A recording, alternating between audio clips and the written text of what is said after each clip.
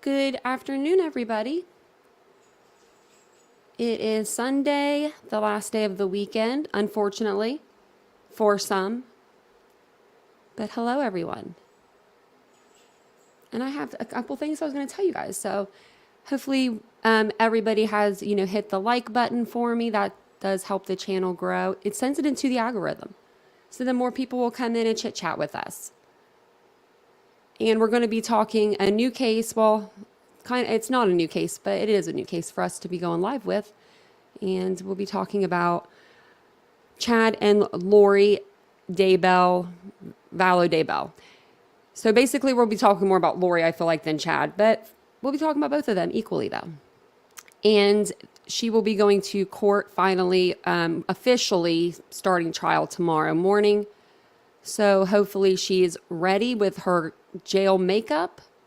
Let me see if I can find that picture of her with her beautiful jail makeup that she has. I don't know how she's getting this makeup, but your girl's getting it in there. Because normally, you just don't wear makeup like in jail like this. Let's get her newest one. If you guys haven't seen this one, then let me show it to you. Look at her eyelashes. Look at those eyes. What's going on up there? Did anyone tell her that it's like the eyeshadow's got to go? Let me turn on my camera here for a minute. Since I'm not reading yet, I'll be reading a little bit in the beginning, so I may have my camera off in the beginning, but the Lori who had 5 husbands. Well, we know how she got them now. Look at her. She's a doll, She looks like she'd be a hell of a good time. Not really. I think that she looks scary to me. To me, she looks like she's terrifying. The makeup isn't working for her. Let me put it back over here since this is the key players in the game. But yeah, they had some really good makeup on her. She's even had her other looks that were even. That one I think is probably the best out of all of her looks, because the one with the red lipstick was it was bad. The media removed it says. Why did they remove her beautiful picture? Here we go. This is one of my favorites of her. She just looks like she has no time in the world to be sitting in court, Like, I don't have time for this. I'm a busy woman. You don't get notified? But you did get a notification? Oh, God. Oh, good. You love Nancy Grace, too. Well, we love her around here. That's for sure. We even have, like our members tab, like if you're in our members, we have a Nancy Grace emoji, which I was going to put one on there. I was going to put it up on there, but I don't know if it'll show for everybody. When I first came in, we still have her, don't we? Where's she at? There she is. She's still there. Okay. Some things I can only do on certain computers. Oh, that's what I wanted to tell you guys before we really get started into the case. I've heard from a couple other creators today that their StreamYard just like quit working on them. Like it'll just like cut off. They weren't streaming anything or doing anything. One of them was just having like a members only live, I guess, when it happened. So if it happens, I'll be right back on. I don't know why it would happen though. I think we're always usually pretty good over here, so. Oh, my guess is her attorney is bringing her makeup. Mary Owens, you probably are right. They should fix that. They should fix it. Her makeup looks like mine did in the 2000s. Oh my Lord, that's the best one. Her Wheel of Fortune has come to an end. I forgot she went on Wheel of Fortune until the other day. I completely forgot about that part of her life. There's just because there's so many twists and turns. So I'm going to go over the timeline with you guys that I made up. And I made it up with pictures and everything. So hopefully it won't be too boring. Because I don't know if I think everyone knows the gist of the story. But whenever I was going back through it, I was like, oh, I forgot about that. Oh, I forgot about that. Because there's a few things. And I heard someone say Casey Anthony, and then there was a couple other ones referring to the mother fly from the devil's rejects. Oh, I don't know that one. I don't think I've seen that. But yeah, They do make their own makeup. They'll make it out of like Kool-Aid and stuff, I think. Like Kool-Aid packets to make the color. I don't know. I just know that if those people that were in jail, like they're thrifty. They are thrifty. They know how to do things. If they were like given the opportunity, maybe they just like keep them in jail, but give them the opportunity to do something with that. They could probably make up some crazy stuff. I've seen girls make stuff out of all kinds of stuff. They don't even give you a hair tie in the county jail. You will see some girls do some crazy things to get what they need to be getting. Eddie, that's fine. Casey Anthony 2.0, yeah. I mean, this is... She leaves a trail. She leaves a trail. Hi, Albine. And thanks for everybody for being here. I appreciate it. She won. She did win. She was good. She's very smart for acting very dumb. She won 17,000 on the Wheel of Fortune. Dang. Maybe I need to go on the Wheel of Fortune, y'all. Let me blow this up a little bit for you guys too, since it's just in like my Word document. But I do have a timeline. So what we'll do is we'll go over the timeline, and then I have 2 videos. So I'll see how like the timeline goes, and then we'll see. Well, we're definitely gonna play the Nancy Grace one, but we might play this law and crime one too, because it kind of gives a background of the story. Kind of gives you just what I'm going to tell you, but in like more of a video format. I really wanted to stream Netflix, but I knew that I couldn't. Like, because they did that documentary on there, but I was like, no, Tony, you can't do that. You better be good.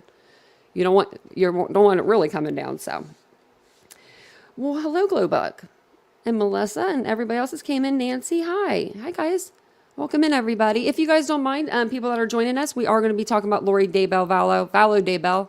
I always get it mixed up tonight, and Chad Daybell. If you guys wouldn't mind hitting the like button, I'll go ahead and I'm going to start reading this to you guys and put me down here a little bit. Hey, TLC Bell. I was talking about you the other night in a live. I think it was during the storm. Like, we didn't have like a bad storm around here, but whenever the other states were having bad storms. The Charles video, I don't have that one. I don't know if they show it on the ones that I'm going to play. But I could look that one up. Because it is a complex case. It's extremely complex. I probably should have started on the case like when I first started YouTube, because it's really that complex, and we probably still wouldn't cover everything. But my timeline is, I think, pretty good. And I also do have a playlist. I forgot to tell you guys that part too. I have a playlist, so I did put out a couple videos on, like, pre-recorded videos on the Lori Vallow case before. So I think Pretty Lies and Alibis was on, wasn't she on, like, I don't know if it's a she or he or she. I think it's a she. But weren't they on like one of the Law and Crime or something? Not like that, but it was like a podcast. I think I listened to it. I think I did anyway. Because I have been like kind of going through a lot of different things today, the last couple of days actually. My face is itching. Allergies are like not good to me.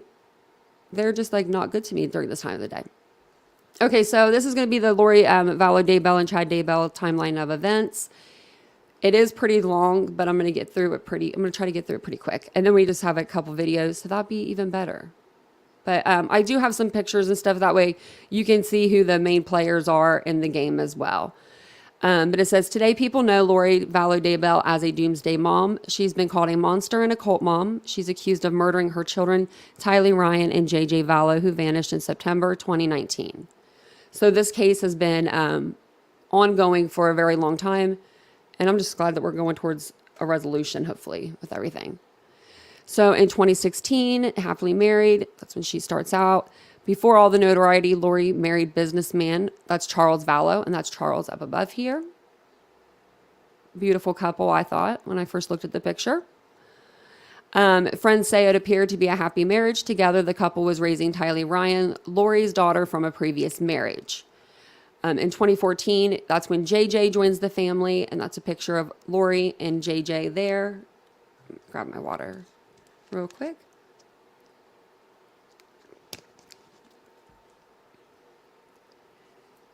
Lori and Charles Vallow adopted JJ Vallow. He was the grandson of Charles' sister JJ. He had autism, and April Raymond, who was Lori's friend, says Lori was patient and an ideal mother for him. I can never pronounce this lady's name right. I know it's like Vyasa Atu. I never can say it right. Met the Vallow family when they lived in Arizona. She said Tylee embraced her role as a big sister, that Tylee even jokingly referred to JJ as her child.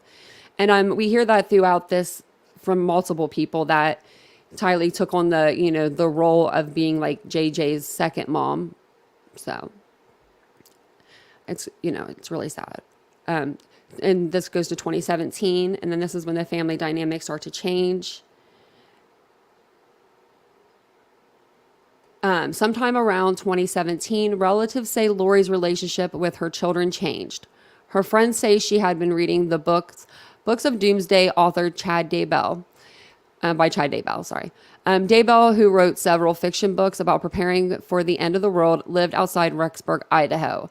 I'm pretty sure that he wrote like 30 books or something ridiculously crazy. Correct me if I'm wrong, but I think it was like 30 he wrote, which is crazy. I'm looking for the Wheel of Fortune episode tonight. That's funny. We should watch that. Yeah, her husband, Joseph Ryan, died too. Yeah. There's so many people. I was trying to keep it to where it wasn't confusing y'all too much, because it is a confusing one. So 2018, this is when Lori Vallow meets Chad Daybell. So this is when all the crap starts. This is one of the pictures that we've seen probably circulate the most of these two. So I added that one in there because I think that one's the one that people recognize the most. Sometime in 2018, Lori Vallow met Chad Daybell. Lori's friends say there was a connection between the two, and they began doing religious podcasts together. Daybell was also married. Together with his wife, Tammy Daybell, he was raising 5 children. And I heard their podcast that they went on together. I heard some of it, and it was extremely, creepy to me. Oh, and you know what, guys? I forgot to show you my flowers behind me. Why didn't anyone point those out? Or did you guys do that? Hold on. Sorry, I'm going to stop I'm going to stop what I'm doing for a minute. Let me put me up here. Do you see my tulips? These are for all of us to look at. I usually have my camera on. I just have it off now because I'm reading. But yeah, Vincent got us these tulips. So these are for everybody, so that you can look at something pretty. I saw them when I was at Target earlier, and I was like, these are really pretty. They were really, really pretty. They look fake. They're not, I promise. But they almost look like it. They're so pretty, though. I know. I was like, I'll put them in there, and we can all look at them. So Vincent got us those.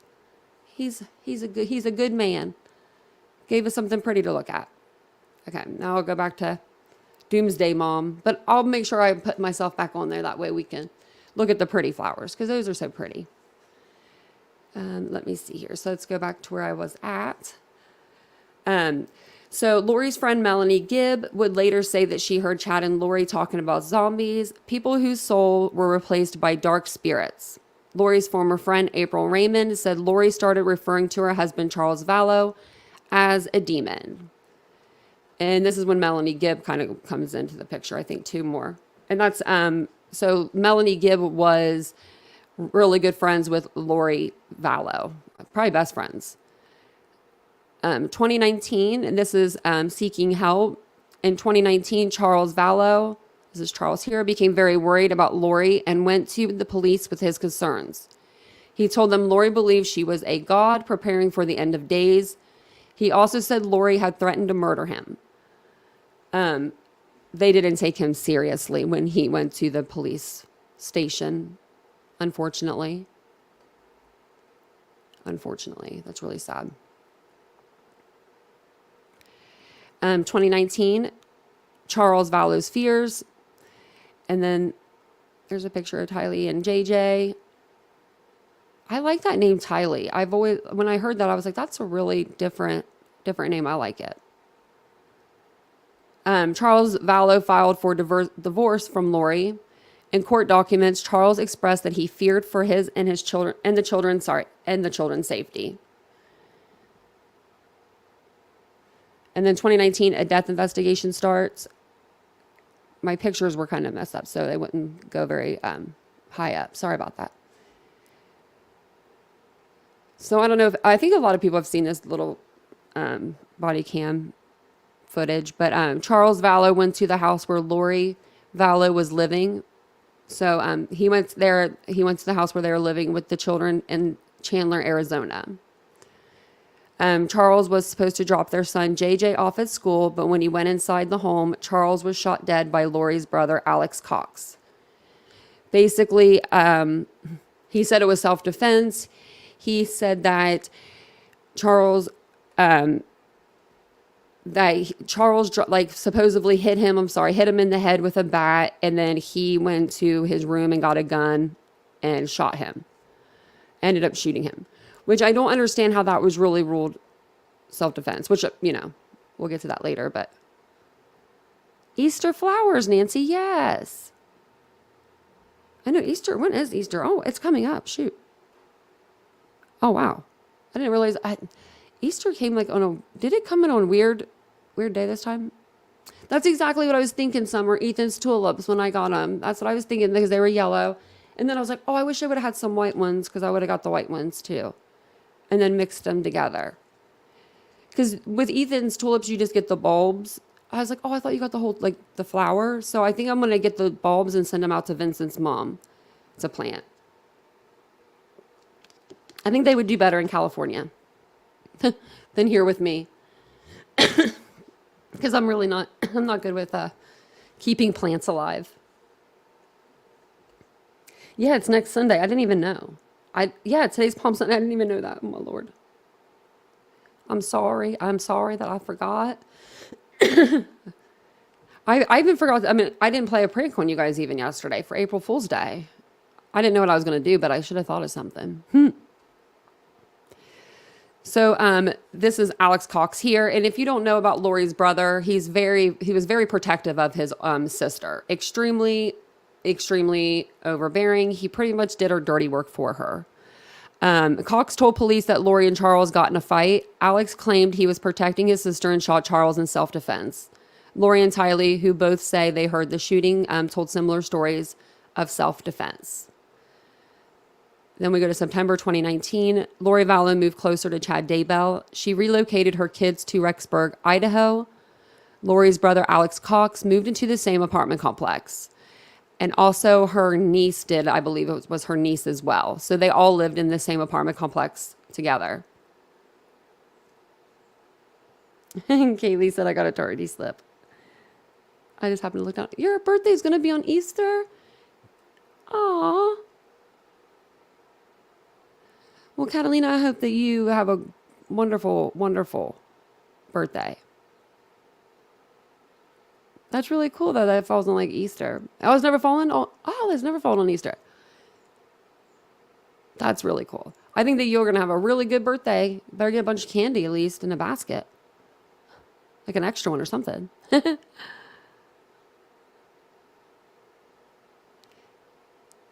Oh, yeah. Today is Palm Sunday. Ooh. Tanya, you're bad. I really was going to give up something too this year. I was like, you're going to give up something for Lent. And then I thought about it and I was like, and I say it every year, I'm going to give up something and I don't. I should do that. I should just do it for 40 days no matter what. I'll have to think of something that I need to give up. And don't say soda because that'd probably be the worst. L Bean said, I'm staying away from Idaho. You get cold there. Yeah, I don't know what's going on with Idaho. I feel like Idaho, Utah, Florida, there's another, Georgia. I think there was one more I was talking about the other day.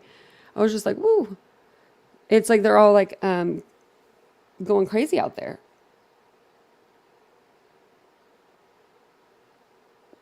Tanya, you could have had notified Alive and then not came on. We would have been in chat waiting for April Fool's Day. That would have been funny. I should have done that, Ina. But you know what? You guys would have just stayed there for the whole night because you wouldn't have thought, you would have been like, she's coming, not like the whole night, but you'd have been like, she's coming on. She's just having technical difficulties. And then I would have, that would be funny though. Maybe I'll have to just trick you guys sometime. So, let me go back up here. So September 8th, 2019, this is when Tylee Ryan vanishes. And this is the last picture that they have of them. Lori, Tylee, JJ, and Alex Cox went to Yellowstone National Park. Police say this is where the last known photo of Tylee was taken before she vanished. Melanie Gibb has said that Lori has referred to Tylee as a zombie. And also, when Lori was on the phone with Melanie Gibb telling her like that she thought, that Tylee was a zombie, I guess Tylee overheard her saying that. And Tylee was well aware of what her mother thought of when she said zombies, or she called them, those kind of type of things. Oh. Okay, so September 9th, 2019, the morning after Tylee Ryan disappeared, investigators say that Alex Cox's cell phone GPS placed him in Chad Daybell's backyard on the property for about 2 hours. About 14 minutes after Cox's GPS showed him leaving the property, Chad Daybell texted his wife, Tammy Daybell, and the text read, "I spotted a big raccoon along the fence. I hurried and got my gun, and he was still walking along. I got close enough that one shot did the trick. He is now in our pet cemetery." Which is so strange to me that you have a pet cemetery. That's not like, people don't normally have those, I don't feel like. Very weird people, yes. And I think that Melanie Gibb, they were saying right before I came on the live that she's going to be called to be like a really good witness for them, for the prosecution, I think. So, was it, Kaylee? I wanted to do I wanted to stream the Netflix documentary, but I knew I couldn't because Netflix would get me. Because I really, really wanted to. I think that's the best one that's out there. So that was September the 9th. And now we're going to go all the way to September the 22nd, 2019. And this is when JJ Vallow disappears. Police say that JJ Vallow was last seen on September 22nd, 2019. Melanie Gibbs says that she and her boyfriend, David Warwick, were staying with Lori in Rexburg that weekend. On the night of September 22nd, 2019, Warwick says he saw Alex Cox carry JJ into Lori's apartment. But the next morning, according to Warwick, when he asked to see JJ, Lori reportedly told him that JJ was being a zombie and that Cox had to take him away. And by being a zombie, she was saying that he was like climbing up on the counters. I think he knocked over a statue of Jesus or a picture of Jesus. And I don't, you have to keep in mind that JJ was autistic. So I think that JJ, if he was doing anything, that he was just probably being a little boy.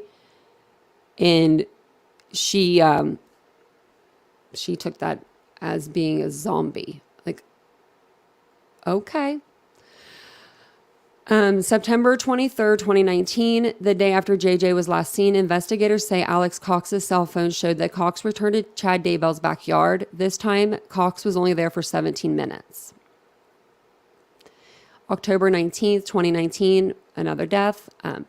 This is going to be Tammy Daybell and Chad Daybell with, let me see, what page are we on? I don't think it'll tell me.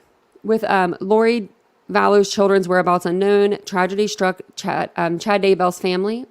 Daybell's wife, Tammy Daybell, died. The couple's son, Garth Daybell, said Tammy died in bed and that he and Chad called 911. The Daybell children told 48 Hours they declined an autopsy. They say the coroner told them Tammy's death appeared to be natural causes. They believe that because they say their mom was in ill health prior to her death. Wonder who did the autopsy, Mabbitt? Or did not the autopsy, but just the initial look over. Because she was so young. And she was an avid runner. I mean, she kept in shape, so it's just very strange. November 5th, 2019, Chad and Lori wed. roughly 2 weeks later, Lori Vallow and Chad Daybell got married on a beach in Hawaii. She also purchased rings for that wedding 15 days, I believe, it was 15 days prior to Tammy Daybell being killed. We're going to say, because that's what happened. So Tammy Daybell dies, and 2 weeks prior to that, our girl Lori Vallow at the time, she already had, wedding plans ready. She had the rings ready, and they were matching rings. Later that month, JJ's grandmother, Kay Woodcock, asked police to check on JJ's welfare. Woodcock said she was concerned and hadn't heard from JJ in months. And this is when this is when everything starts to unravel. So November 26, 2019, missing kids. Rexburg police went to Lori's house looking for JJ. Police say Lori lied to them, claiming that JJ was safe and staying in Arizona with her friend Melanie Gibb. At first, Gibb wasn't forthcoming about JJ's whereabouts, but later called the police and told them JJ hadn't been with her. While Rexburg police attempted to locate JJ, investigators soon realized that his sister Tylee Ryan was also missing and launched a nationwide search for the children. December 2019, so this was December 2019. While investigators searched for the missing children, Lori and Chad Daybell traveled back to Hawaii. In December 2019, Fremont County Sheriff's investigators grew suspicious about Tammy Daybell's death. They exhumed her body to conduct an autopsy. That same month, Lori's brother Alex Cox died in Arizona. It was determined he died of natural causes. January 25th, 2020, authorities served Lori Vallow-Daybell an order requiring her to produce her children. February 20th, 2020, that's when an arrest is made. After failing to comply, Lori was arrested in Hawaii. 2 weeks later, she was extradited back to Idaho.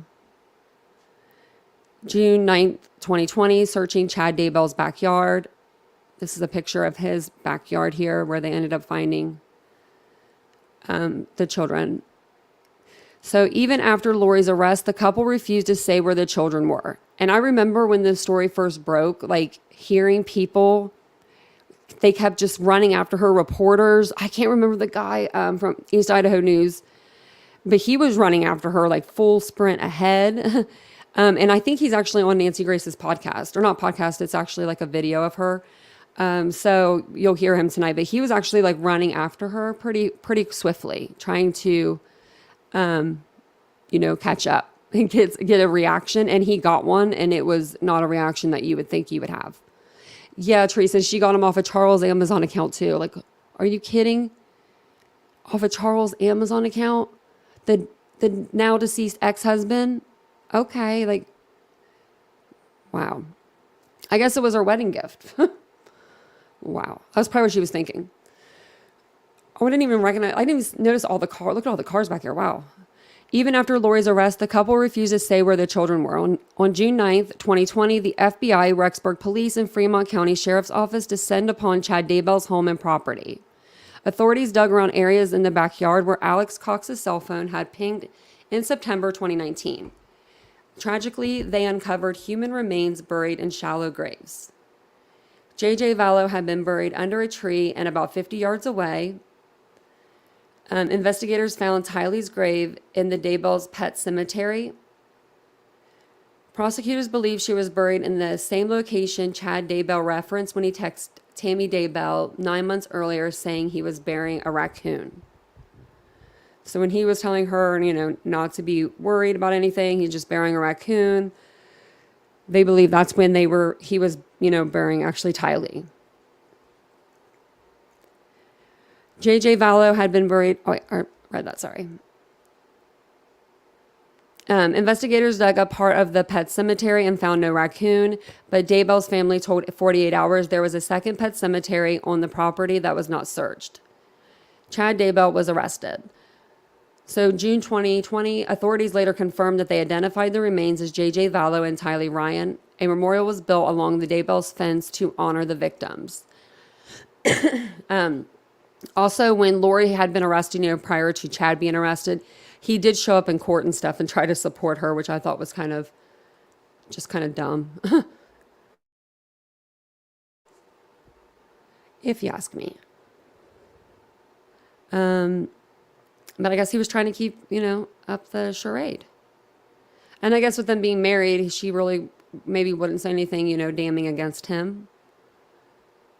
So June 2020, authorities later confirmed that they identified the remains as J.J. Vallow and Tylee Ryan. A memorial, I already read this. Memorial is built along the Daybell's fence to honor the victims. And then May 2021, Chad Daybell and Lori Vallow-Daybell were charged with first-degree murder for the deaths of J.J. and Tylee. Daybell was also charged with murdering his first wife, Tammy Daybell. June 2021, Chad was in court. Chad pled not guilty to all charges. June 2021, Lori's case is on hold. There she is. Lori Vallow-Daybell was charged with conspiring to murder Charles Vallow. That same month, a judge ruled Lori incompetent to stand trial while she receives mental health treatment. She had not yet entered a plea. Her case was on hold. August 2021, awaiting trial. There's Chad and his attorney. Prosecutors announced that they will seek the death penalty against Chad Daybell. Daybell is jailed awaiting trial. And then this is September 2021. These are his kids. Those are Chad's kids there. Chad and Tammy's children, speaking publicly for the first time together, told 48 Hours they believe their father is innocent. Daybell's daughter, Emma Murray, says she believes Chad was framed by Alex Cox and Lori Vallow-Daybell. April 11, 2022, Lori Vallow-Daybell fit to stand trial. Judge Stephen Boyce ruled Lori Vallow-Daybell is now mentally competent to stand trial in the Idaho murder case. He did not provide other details about her treatment or mental condition. She is scheduled to be formally arraigned in court next week after both Lori and Chad Daybell are set to stand trial together early next year. And this was in April 2022. So April 19th, 2022, judge enters a plea on Lori Vallow-Daybell's behalf. Lori Vallow-Daybell refused to enter a plea to murder and other charges, prompting Judge Stephen Boyce to enter a not guilty plea on her behalf. Lori Vallow-Daybell and her husband Chad Daybell were both at the courthouse in the eastern Idaho town of St. Anthony for court proceedings. Lori Daybell for an arraignment that was delayed for months while she underwent treatment at a mental health facility, and Chad Daybell for a hearing over the trial venue. May 4th, 2022, Lori Vallow-Daybell could face the death penalty. So Lori Vallow-Daybell will qualify for capital punishment if she is convicted at her trial later this year because the slayings were exceptionally depraved and carried out for financial gain, according to court documents filed by prosecuting attorneys from Fremont and Madison counties on May 2nd. August 16th, 2022, Lori Vallow-Daybell attorneys seek change in charges. Attorneys for Lori Vallow-Daybell asked a judge to send the case back to a grand jury because they say that the conspiracy charges are oddly constructed and could confuse a jury. Daybell and her husband, Chad Daybell, have pled not guilty to murder, conspiracy, and grand theft charges in connection with the deaths of 7-year-old Joshua J.J. Vallow, and 17-year-old Tylee Ryan. Grab my drink really quick.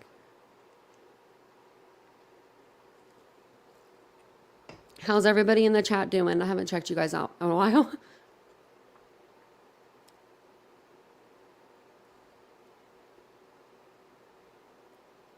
Yeah, I wonder what she was talking about. Yeah, I was just wondering what you guys have been talking about. I'm like, oh, what are you guys talking about? The wedding clothes, yeah. Oh, my Lord, have mercy. Oh, my Lordy. Yeah, I'm wondering how she got out of that too. I'm wondering. Okay. Everyone's doing good. I'm just like, man, I was reading for a while. But we're almost there. We're almost done with this part of this is like the hardest part is just the reading part. Because I know it's like a lot. That's why I always back it up with some videos too. Because, listening to me talking is not always the funnest when it comes to timelines. So that's why I tried to add some pictures in there too. So it wouldn't be so bad for the people that are watching this on replay also. And if you're watching this on replay, #replay. And don't forget to, like, subscribe, all those good things. And everybody watching, like, subscribe, all those good things. So September 23rd, 2022, cameras will be banned from the courtroom. The 7th District Judge, Stephen Boyce, has banned cameras from the courtroom in the criminal case against Lori Vallow-Daybell and Chad Daybell, saying he fears the images could prevent a fair trial. The Idaho judge said news organizations will no longer be able to shoot still photos or videos inside the courtroom.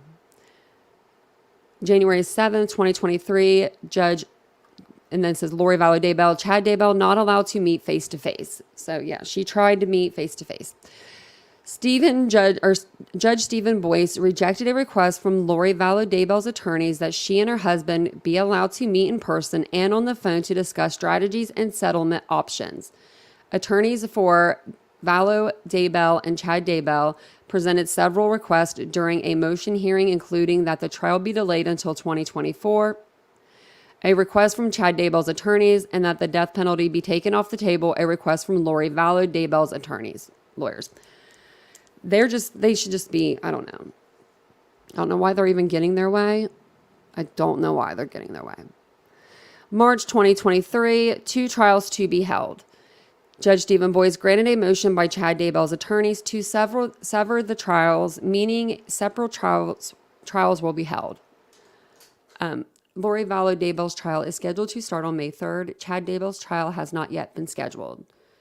March 21st, 2023, Lori Vallow-Daybell will not face the death penalty in her upcoming trial.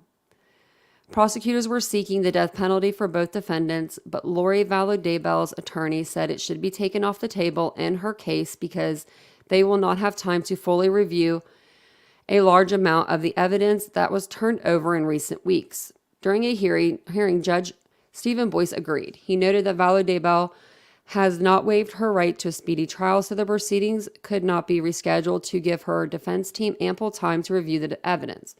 The death penalty still applies to Chad Daybell's case. Me personally, I feel like they should have kept that on the table. That's just ridiculous to me to even take it off. Just because she doesn't have a chance to review a large amount of the evidence, she's had 3 years. If they have new evidence, sorry, you don't have time to, do that. Thank you so much, Jan, for gifting memberships. Oh, that's so nice. Hello, Crime Curious. I happened to look down at the iPad at perfect time. Thank you for gifting those. That's so sweet. Welcome to all the new members.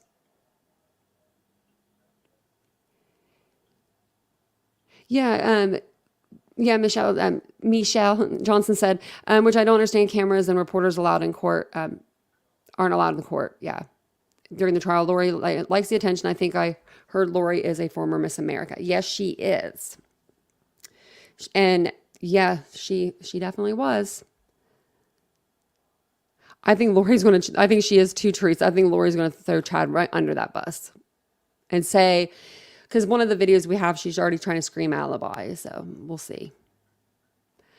March 31st, this is J.J. Vallow's grandparents start the fight to be inside the courtroom at trial. After the defense for Lori Vallow argued to exclude most family members from watching some parts of the trial, the grandparents of Joshua J.J. Vallow hired a lawyer to fight on their behalf.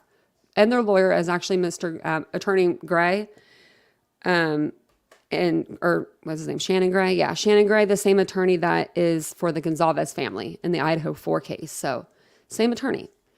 Victims can sit in on a trial, but Vallow's defense argued in a hearing Wednesday that the grandparents of J.J. Vallow, Kay and Larry Woodcock, are not considered victims under Idaho law. They could be testifying witnesses in this case, and witnesses are not allowed to sit in on other testimony. The judge has not yet ruled on whether the Woodcocks are allowed in the trial, and an order issued Thursday excluding witness does not mention them or anyone else by name. And then Lori Vallow-Daybell's trial starts on April 3rd, 2023, and there's that beautiful picture of her again in all of her glory. Wow, she did the eyebrows herself. Huh. Talent, I guess. I'm like, talent. I can turn my camera back on now, but wow. We got through it. That's like the basic timeline. There is way more to this case than I could ever cover in a timeline, probably. We'd probably all fall asleep, but hopefully the videos will do a little more justice. And I think I'll go ahead and play both of them for you guys. So we're going to we'll play the long crime one first. It's like 24 minutes long. And then we'll play the one that I have on Nancy Grace. And it's actually a video, so that's good. And it's not a robot, so even better. So let me get this started. And I will be in the chat too, so. Her eyebrows do look horrible, Melissa. They do. They look real bad. I don't think I could ever color mine on. Like, I mean, I like use like a pen, but you know what I mean? Like actually color the whole thing. I'm just not talented like that. I knew somebody that used to do that. And they shouldn't have. But it was just like, how do you tell them? It's like, but someone finally showed her how to do the makeup, and she's doing pretty good now. So I'm glad that Lori don't know how to do her eyebrows. She doesn't deserve it. And she's probably in there with like these people that have been in prison for like forever, since like the early 2000s when thin eyebrows were like super popular, because she's putting them on super thin too. So this actually just came out the other day, so this isn't that old, but it does go through the timeline of events. How would you like to reflect your plea? Your Honor, on behalf of Mrs. Daybell, she enters a not guilty plea to both charges and the request for a pretrial and a jury trial. Lori Vallow-Daybell's murder trial is a twisted tale of zombies, extreme Mormonism, and murder. Her trial is about to begin. I'm Anjanette Levy, and welcome to Law and Crime's Sidebar Podcast. Lori Vallow-Daybell's trial is beginning very soon in Boise, Idaho. It was actually moved from Fremont County, which is a smaller area, to Ada County, a larger urban area. Judge Stephen Boyce has barred cameras from the courtroom. This story is sad with a lot of twists and turns. Lori faces 3 counts of first-degree murder for the deaths of her children, daughter Tylee Ryan and her adopted son JJ Vallow, with her ex-husband Charles Vallow, who is now dead. More on that in just a little bit. Lori also faces a charge of grand theft. She's accused of taking Social Security survivor benefits meant for JJ and Tylee. In addition to that, Lori faces conspiracy to murder Tammy Daybell, the wife of her now husband, Chad Daybell, who's accused of murdering Tammy, JJ, and Tylee. Chad will be tried separately, which is a somewhat recent development. This story begins in late 2019 when Lori's daughter, Tylee, and JJ went missing. This prompted a national search for the children with no help from Lori and no help from her new husband, Chad Daybell. This photo from September 2019 is the last known photo of Tylee and JJ alive at Yellowstone National Park. Lori and Chad married in Hawaii in November 2019, less than a month after Tammy Daybell died. Chad is an author and a self-proclaimed prophet. He and Lori are both Mormon. The same month, JJ's grandparents asked police in Rexburg, Idaho, to check on JJ and Tylee. The children were nowhere to be found. The boyfriend of Lori's best friend, Melanie Gibb, testified at a hearing about the last time he saw JJ with Lori's brother, Alex Cox. I believe Mr. Cox bringing JJ into Lori's house. Yes. Do you recall what time that was? I don't recall it exactly. Okay. It's later in the night. Okay. Was Chad Daybell there? What's that? Was Chad Daybell there at that same time? No. Okay. Let's talk about the morning of September 23rd, 2019. What did you do that morning? I got up to get ready to go, then I went downstairs to say goodbye to everybody. Okay. And who was there? Melanie Gibb and Lori Vallow. Okay. Did you see JJ there? No, Did you talk to Lori about JJ that morning? I did. What did she tell you about JJ that morning? She said that he was being a zombie and climbed up on the cabinets, climbed up on top of the fridge, smashed her picture of Christ down, and then climbed up onto the upper cabinets and got between the top of the cabinet and the ceiling. Okay. And then what did she tell you? I asked to see him, and she just said that he was out of control, so she had Alex come and get him. In another twist, Alex Cox dies in December 2019 from blood clots in his lungs. After months of searching for Tylee and JJ to no avail, police make a gruesome discovery in June 2020. Dagnabbit, sorry, I pushed a button. I was trying to respond to Crime Curious and say me too. So I'll just say me too now. But yeah, I was trying to say that whenever they were in Hawaii, she said whenever they were in Hawaii, her comment was, that's when she knew that the kids were, that's when she knew the kids were, you know, something was wrong. They weren't coming back. And I agree. That's when I knew. When I saw that, I was like, oh, this isn't going to be good. I think everybody in the United States knew a little, like right then. I think that's when everyone that's following this case, that's when we all kind of knew. And I shouldn't have tried to do the me too. I think my hand slipped or something. That's what I get for trying to type. On Chad Daybell's property, the bodies of JJ Vallow and Tylee Ryan are unearthed. The evidence that has been concealed in this case, it's not simply a document, drugs, a gun. These are human remains. And we can, although those remains have not yet been positively identified, we are aware that those remains are the remains of children, which we believe is an aggravating factor. We have asked that the probable cause affidavit be sealed, but I would ask the court to take note of paragraphs 39 and 40 and the manner of the concealment of one of those bodies, which the state finds to be particularly egregious. It's always important to look great, right?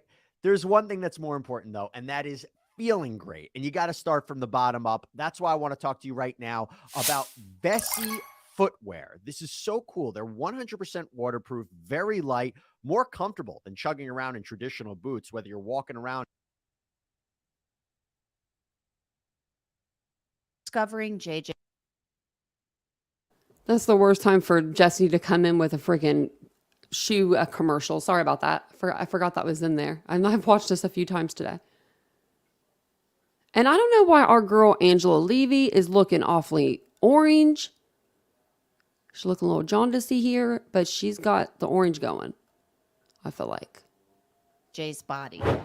He had the same style haircut that he had in the videos that I had seen and the photographs I had seen just prior to my welfare check with him in September, the last photograph I had seen on September 22nd. And that was shaved on the sides and longer on top. Okay. Thank you. Were there any other items of, were there any other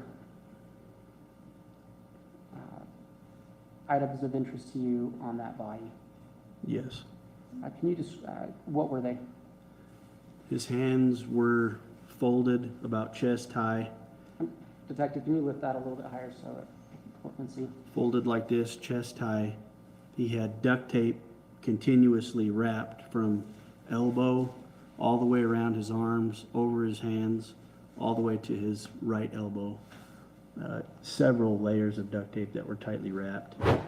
Tylee's body had been burned, and there were attempts to dismember her. People started asking questions then, with all of this happening, about Tammy Daybell's death, as more and more information came to light about Chad and Lori's religious beliefs. So remember that they were saying that Tammy had become a zombie. Lori, from what I understand, said that she has been on 21 planets and Chad has been on 31. Have you heard that before? I wouldn't say planets, but I would just say lives. Lives. So she's had 21 lives and he's had 31. That he was a holy ghost and has had 5 lives on this earth and she's had 4 lives. Correct. And well, no, I think she had 5 lives on this earth. she had 5 lives on this. They both had 5 lives on this earth. I believe so. And Chad made a portal in Lori's closet so she can visit him. What does that mean? that sounds kind of crazy, I'll be It honest. does. It does sound crazy. Lori and Chad allegedly believed that zombies could actually inhabit the bodies of people here on Earth. People like JJ and Tylee Ryan and Charles Vallow, Lori's ex-husband. I have a question. What level of like doomsday cult kind of crazy do you have to be? Like, this ain't just like regular hoarding some stuff in the basement for like a rainy day here. Even Chad, look at this picture of Chad right here. I'm glad they showed this again. He's even looking at her like we are in trouble. That's the we're in trouble look. Oh, Suzanne, you became a new member. Listen to me. I'm just like back and forth. But yeah, these two they should be. I think that they should just spend the rest of their lives together. In the cell and everything, just put them together. She would love it. And he would hate that. Chad and Lori apparently also believed that the only way to get rid of these zombies was to kill the body of the person that the zombie inhabits, because the person then is in limbo. Her religious stuff has gone way off the deep end. That was Charles in 2019 trying to get help for Lori. He called police in Arizona. Charles was shot months later in July at his home by Lori's brother, Alex Cox. At first, it appeared to be a case of self-defense, and that's what people thought after interviewing Alex and Lori and Tylee, for that matter. But after all of this happened, police reopened the case. They took another look and determined that it was a murder. Tammy Daybell's body was later exhumed, and an autopsy was conducted, which hadn't been done before. Her death was labeled a homicide, a murder, in fact. It had originally been classified as a death due to natural causes. Now the trial for the murder of Tammy, JJ, and Tylee begins. It's a very twisted case that we've been outlining for you, a lot of different tentacles to this.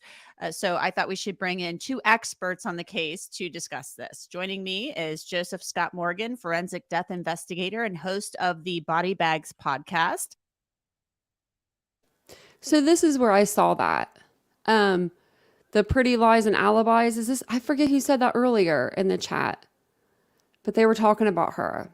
You didn't miss? Nope, Lori, you didn't miss Miss Nancy. No, you didn't. We're going to play her after this one. And it's good. It's good. I was laughing, so I'll make sure I leave my camera on so you guys can see me laughing. I mean, it was like, it's not a laughing situation, but it's Nancy. And you know, her take on things, like, it was just hilarious. But if you do want to watch some older Nancy videos, like of her and with Lori, like on Lori Vallow, she does have some that are on Fox Nation. You have to have like a membership, but they're from the 2020, like from that year. She looks so good too. I have to like pull up a picture of her or something. Like, I'm like, Nancy, hello, you need to go back to that look. So she's getting legal advice from her dead husband. Probably so. Probably. Knowing her, she'll get, I mean, I don't even want to know. Even Joseph Scott Morgan, he don't even know what's going on. But yeah, I forget who said that in the chat earlier. They were talking about Pretty Lies and Alibis, I think. And they said that she did a lot of coverage on this case. And I was like, oh, I saw her in a video. So this is the video that I saw her in. I didn't realize it was this one because I saw a bunch, so. And Gigi McKelvey, a law and crime correspondent and host of the Pretty Lies and Alibis podcast. And she is basically an expert on all things Vallow-Daybell. So thanks to both of you for being here today. Joseph, I will start with you on this. We know that JJ's body was recognizable when the law enforcement officers dug up the grave in Chad Daybell's yard. Tylee's body had been burned. Tammy Daybell later exhumed and was determined that she died by homicide. How important will the forensics be in this case? Monumental, because with both of these children who were murdered, each body is going to present with specific forensic information. Just taking JJ alone, his body was cocooned, and So it was essentially secured in a couple of ways. There was kind of a layering that went on with his cocooning where his body was secured. And you can go off kind of into the weeds with this, but there was a certain level of memorialization of his body, contrasting that with Tylee's remains, who were treated certainly less in a very disrespectful way. All of this is disrespectful, but when you kind of contrast those two, they're distinctly different. So if you go back to the wrappings that you begin to think about with JJ, a significant piece to this is going to be when the body was cocooned, anything that was on his person at that time when he was placed in the tarp, had a bag, all that sort of stuff, is going to be contained therein. So I hope that they took due care when they were analyzing his body, and getting the body ready to go to the morgue, and then unwrapping him at that time. I would have preferred that they not have even partially unwrapped him at the scene. Just, you know that you have a dead body. You don't need anything else beyond that. But there was an effort to open the bag. That's been widely reported. When we begin to look at Tylee, the forensics are going to be different because there was such an assault on her remains. And so, again, going back to my old buddy Edmond Lacard, every contact leaves a trace. So we've heard about arson or an attempt to burn her body. That's going to leave back specific forensic tiebacks when we think about accelerants, anything that is specific to starting that fire, any kind of fuel sources like wood, kindling, paper, anything that they found there at the scene. And then this effort that we're not real clear on completely to essentially dismember her body, at least on a limited basis. We began to look at things like tool marks, which are going to play a big role. Knowing some of the things that we know about the nature, particularly this property, I think is going to be a big piece to this.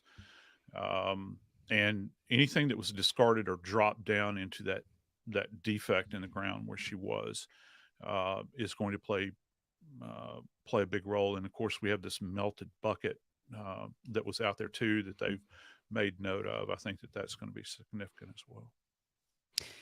Gigi, there was a notice of alibi filed by Lori Vallow-Daybell's defense team in this case. I'm not sure what the prosecution is going to do with that. Tell us about what Lori Vallow-Daybell says was going on with her at the time that her children went missing and were murdered. Her alibi is that she was in her apartment with Melanie Gibb, David Warwick, and or Chad Daybell when the children were killed. Now, for Tammy, she allegedly was in Hawaii. But the thing is, they have a list of witnesses, some of which are surprising names that are coming on for the state to refute her alibi. Some of those names, Melanie Gibb, which is her best friend, Melanie Pulowski, who's her niece, David Warwick, who was there, and one of the last people, by the way, to see David Warwick and Melanie Gibb were the last people outside of the murderous crew to see JJ alive. You have Apple and Google business records, and then Zulema. So they are going to testify for the state, essentially, I think, and just destroy her alibi. And we'll see where it goes from there. But, Lori's always found a way to physically try to separate herself from every single crime that has happened. With Charles, there was some discrepancies when he was shot and murdered by Alex Cox, that she was outside the house, but she said she was inside the house. All their stories were very different. But in this case, they have determined that the kids were likely murdered in Alex's apartment. Lori says she was in hers with David Warwick, Melanie Gibb, who were in town visiting, and or Chad Daybell. Gigi and Joseph, we've all three covered enough cases to know you don't have to be physically present to have been a part of something. You can have had knowledge about it. Conspiracy is a part of this case as well, which means there was a plan. So whether or not Lori Vallow-Daybell was physically present when her children were murdered, that doesn't matter. It doesn't amount to a hill of beans. She is their mother. They were minors, and she is in charge of their care. she has a duty of care to her children. Now, that might not be part of the charges, but she can still be part of the plan and be found guilty, even if she wasn't present. So, Joseph, I'll let you talk about that first, and we'll get Gigi's thoughts on that. Yeah, and when we begin to think of JJ, he had certain conditions that he was dealing with, and she's the custodian here, relative to his due care. And just looking at this, I think that it goes without saying that she missed the mark here. She failed miserably. And yeah, you're right. If she's part of this conspiracy as it's coming together, I tell you, it might, Anjanette, you mentioned that it might not be part of the case itself, but who's going to think about this? The No. parents that are on that jury. Oh, of course. Yes. Any Yeah, parent. they're gonna Yes. they're gonna look at her, whether they've heard about this case or not. I don't know how they could not have heard about it in Idaho. They're gonna look at her and they're thinking, you failed to take due care of this child that was totally and completely dependent upon you, that had a very specific diagnosis in his life. We haven't even gotten into Tylee. Tylee's a girl that is, maturing into young adulthood at this point in time, very critical moment in time for her in her development. And you failed her. And so I'll be very curious to see what her level of involvement is that the state is going to put forth. And that's going to be very impactful in this case. And Gigi, Tylee apparently had wanted to be emancipated. That didn't happen. What gets me is when I look at pictures of Tylee with JJ, it breaks my heart. She obviously loved him very much. Talk to me a little bit about that. Yeah, and in fact, Lori's sister Summer Shiflett told I think she was on an interview with Dateline or Nate Eaton, one of those, and she said Tylee had to have been killed first because she would have never let anything happen to JJ. And every picture that you see, even that very last photo from Yellowstone National Park, I've always thought Tylee looked unhealthy in that picture. Now, it could have been stress. It could have been just she was uprooted again. She sees this downward spiral her mom is on with these weird people coming around. We know she did not like Chad. She had gotten vocal with her mom. Melanie Gibbs said she didn't think the relationship between the two of them was great at all. But, the thing about that photo that sticks out to me is Tylee, JJ has his arms around her. He looks like he feels safe. She has her arms protectively around him. And in spite of the chaos, she is smiling. And her happy place was with that boy. And I think a lot of the care came down to Tylee in the end because Lori was checked out. Now, going back to the conspiracy thing, she reminds me a lot of Charles Manson in that she definitely had a hand in the conspiracies, but never maybe actually killed anybody. We don't know that for sure yet. But I would suspect, as usual with Lori, she had somebody else do her dirty work. It's going to be a very interesting trial. We know a lot from these document dumps that came out from Charles's murder, as well as Brandon Boudreaux's attempted murder. We have no clue what they have in Idaho. So I am very curious to see exactly what they have. Chad's cell phone pings at critical times. We don't know where he was. We don't know DNA that they found. It's going to be very eye-opening. And most importantly, it's going to be heartbreaking. Any way you look at it, I don't think those of us who are emotionally invested, and especially the families, are ready Most definitely. for what we're going to hear. And Gigi, it's one of these cases where you can see how people pervert. And of course, Lori Vallow-Daybell and Chad Daybell, I must say, are entitled to a fair trial as anyone else is in our criminal justice system. So they are entitled to a fair trial. They're presumed innocent until proven guilty. But you really see a perversion of religion here. Yeah, you do. And I think kind of just going with what Joseph was saying, I think that Chad maybe felt powerful that this little band of misfits bought what he was selling more than he believed what he was selling. But I do think that Lori and Alex, especially, if you go through the document dump and read the text back and forth between them, he was 100% convinced all this was real. They gave him power. They told him initially, you're just a baby on earth. This is your first time. By the end, you're the protector of one of the most important people in this mission, which is Lori. But I think at the end of the day, what this jury is going to see is that you may have mental illness, which, by the way, is not coming in as part of her defense strategy in the guilt or innocence phase. That's her choice.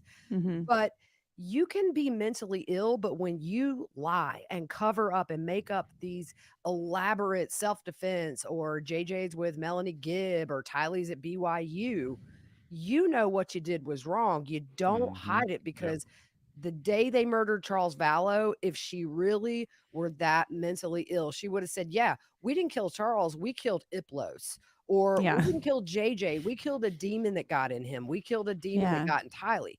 I think that's going to be her undoing, is her elaborate lie after lie.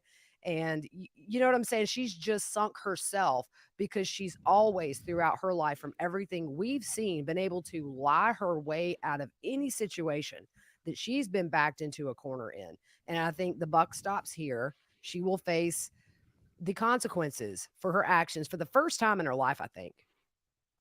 I think a big part of this is, I wonder if she's going to testify. Oh, I kind of really wondered do. that too, actually.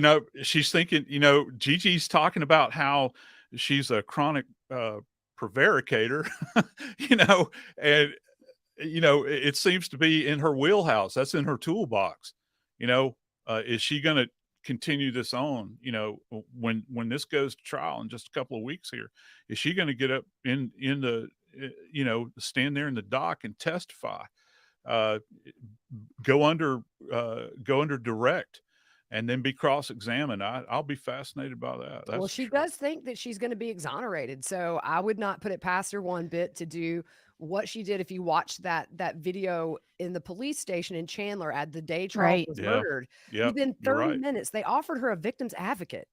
And so that goes to show you how she is able to convince police. When she told the investigator Charles was having affairs, Melanie Gibb later asked her, do you have proof of that? Nope, I don't. I know how to work the police. So she may be that confident, even now, after years of sitting in jail awaiting trial. I can get on the stand and convince this jury I was a great mom. I knew nothing, and we'll see how that goes. But man, I'll give my right arm to see her on that stand. Well, let me tell you, those body camera videos of Charles Vallow when he was calling police for help are heartbreaking to watch. I find them horrifying. Well, Gigi and Joseph, I really appreciate you joining me. I want to know all about Lori Vallow-Daybell's mental health diagnosis. I don't think we'll find out, but I want to know. And I, too, Gigi and I were talking about this a couple weeks ago. I think it's possible she takes the stand. Just my feeling. I could be wrong, but it's her choice. So Gigi and Joseph, thank you so much for joining me again. We appreciate your time as always. Thank you. And that's it for this. So okay. Man, I wish I could be in that. I wish this was going to be televised. Or at least just her parts of it. But I think that it's a big red flag if your child, when they're 16, 17 years old, they want to be emancipated from you. Like, to me, that's like, ding, ding, ding, ding, red flag, red flag. Like, your child's trying to get away from you. Like, they're to the point where they don't even want your money. They don't want your time. They don't want anything. They are willing to just literally be on the streets or wherever they got to be, like wherever they can go, because they just want to be away from you. Like, that's just crazy. I think she started to see things for what they were. That poor girl. And I think that Nancy does have, or not Nancy, sorry, I was thinking Nancy Grace, but I think that Lori does have a way with the judge, like with just people in general. And I don't understand it. And I didn't see if they have a jury for Letitia. So if anyone knows if they have a jury for Letitia Stout and the Stouch case, put it in the. Actually, is Crime Curious in here? If she's still listening, she would know for sure. She's been there every single day of she's been over there ever since they've been doing this case. Ever since this case first started, she's been covering it, and she's been at every court hearing. So Okay, let's get on to Nancy. So yeah, what do you guys think about that? I just think that's weird that she wanted to be emancipated. Like, I don't think I would never have said that to my parents. Heck no. I've been like, I need you. I'm sorry. But she was just like, I wonder if she had to have either lied that day or she really didn't know, but I don't see how she didn't know. I don't know. I really don't understand it. And that's what I was going to say too, Lori. I was going to ask, that was going to be my next question. I wonder if she'll take the stand. Because I think she will if Charles waived his right to a speedy trial. So he's not going first. So I don't think that she's going to know that he's going to throw her under the bus until he goes to court or goes to trial. But if she gets word of it, then I think that she'll definitely jump on that stand and want to say her piece. Or if she is feeling like she's losing this battle, when she starts to lose this battle, maybe she will, like kind of like an Alec Murdaugh, want to get the last word in. They think they can, if they get up on the stand, they can, talk their way out of it. So maybe that's what it is. So we are going to watch this Nancy Grace. It's on Fox Nation. It's about the Lori Daybell trial that's coming up. And it goes over her supposed alibi that she's trying to bring to the table. And it actually was a really good one. I listened to it earlier. Miss Linda says, I think Lori will take the stand. What do you think, Teresa? Do you think that she will? Do you think she'll take the stand? I know you've been following this case for a long time too. Narcissists do that, John Shepard. You're absolutely right. I think she will if she's losing, if she feels like she's losing. So we'll have to see though. I'll have to do a poll. Maybe that's what I'll do. I'll do a poll. Let me write that down so I don't forget. Because I'll press play and then I'll forget or something. Start listening to Nancy. Let me turn this down a little bit so it's not too loud. Sorry, I meant to turn that down instead of blasting your ears.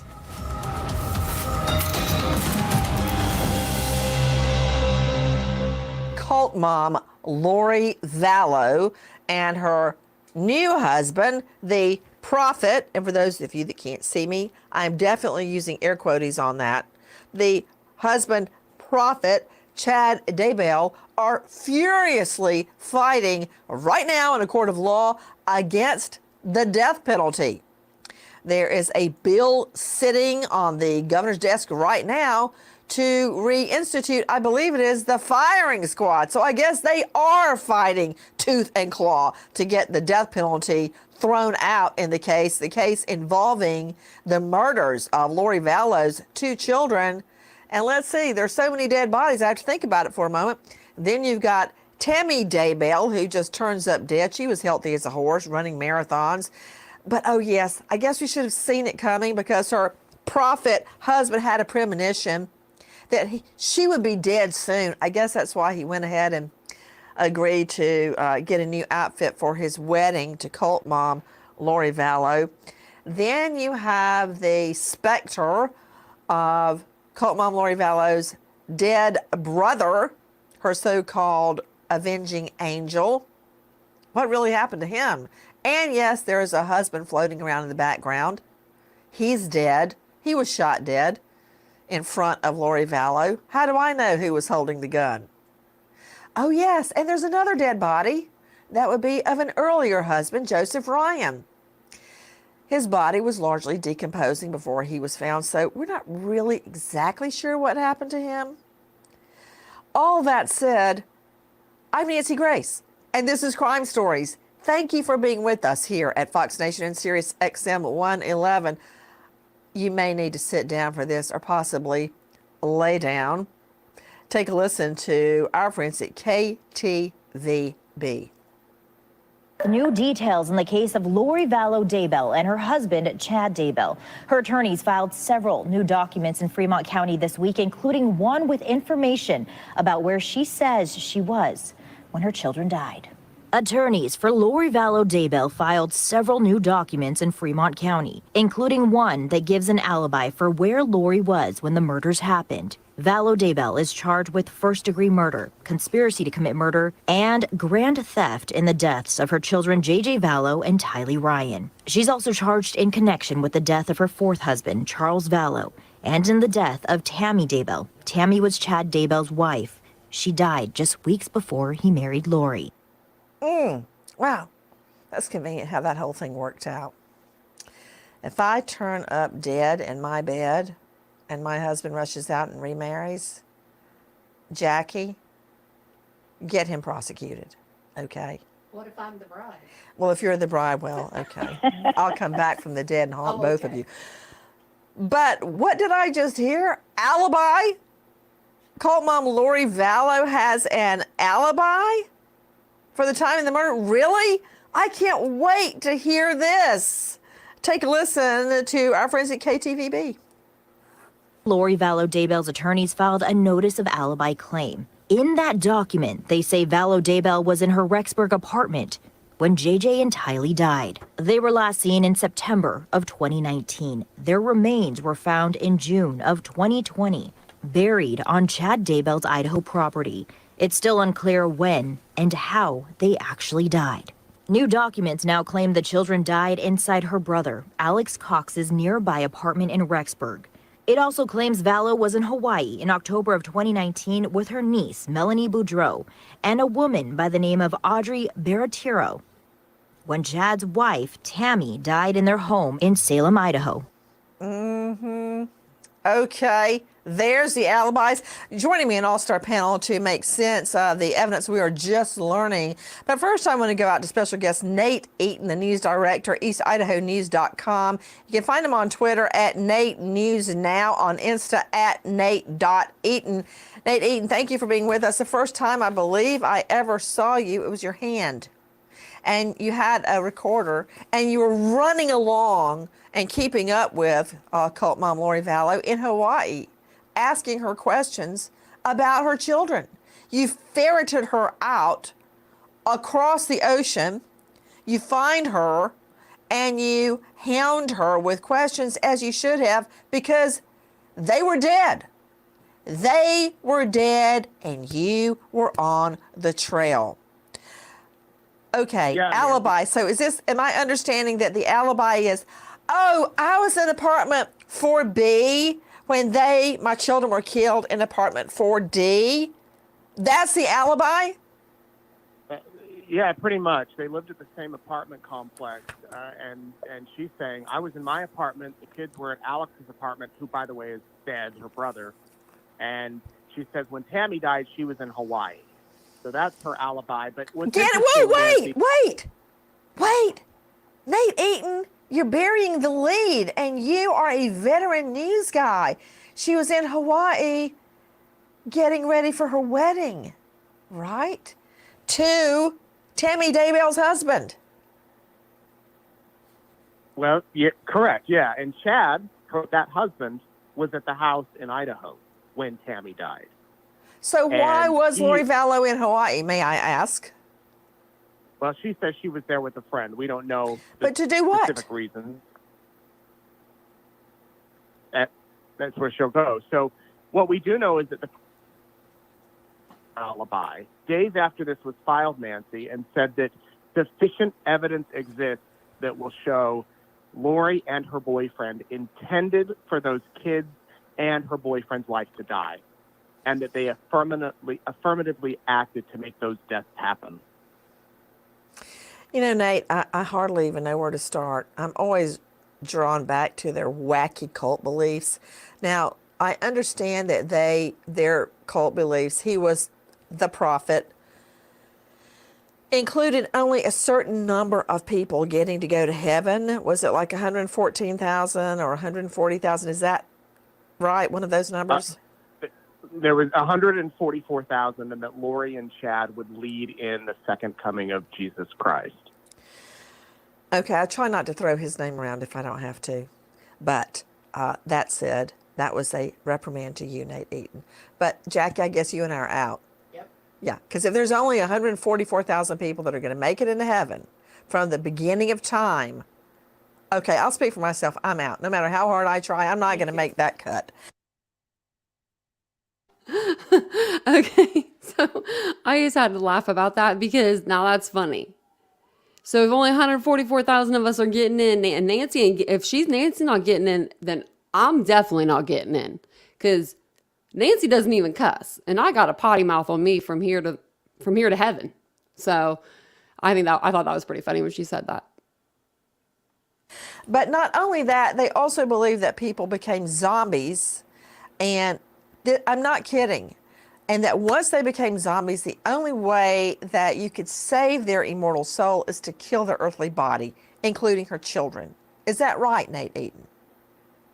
Yeah, they believe that both of the children became possessed by these zombies. And remember, Charles Vallow, her fourth husband, also became possessed by a zombie called Ned Schneider. She was telling people that Charles is no longer Charles. He's now a zombie.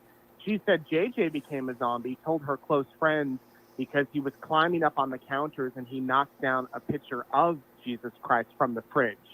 And that because of that, she said he was a zombie and needed to be taken care of.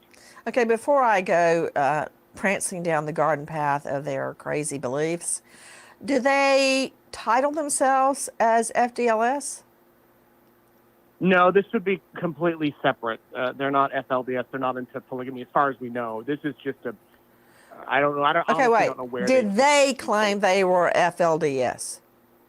No, they did not. Because I bet they're spinning on their ear to be even remotely connected to Lori Vallow and Chad Daybell. Yeah, they said that they call themselves the Church of the Firstborn. Okay, what does that mean? Does this have something to do with the Passover, where the firstborn of every family, the son was killed? No, I honestly don't know all of the deep religious beliefs, Nancy. But if you read through Chad Daybell's books, which I'm sure do I have to?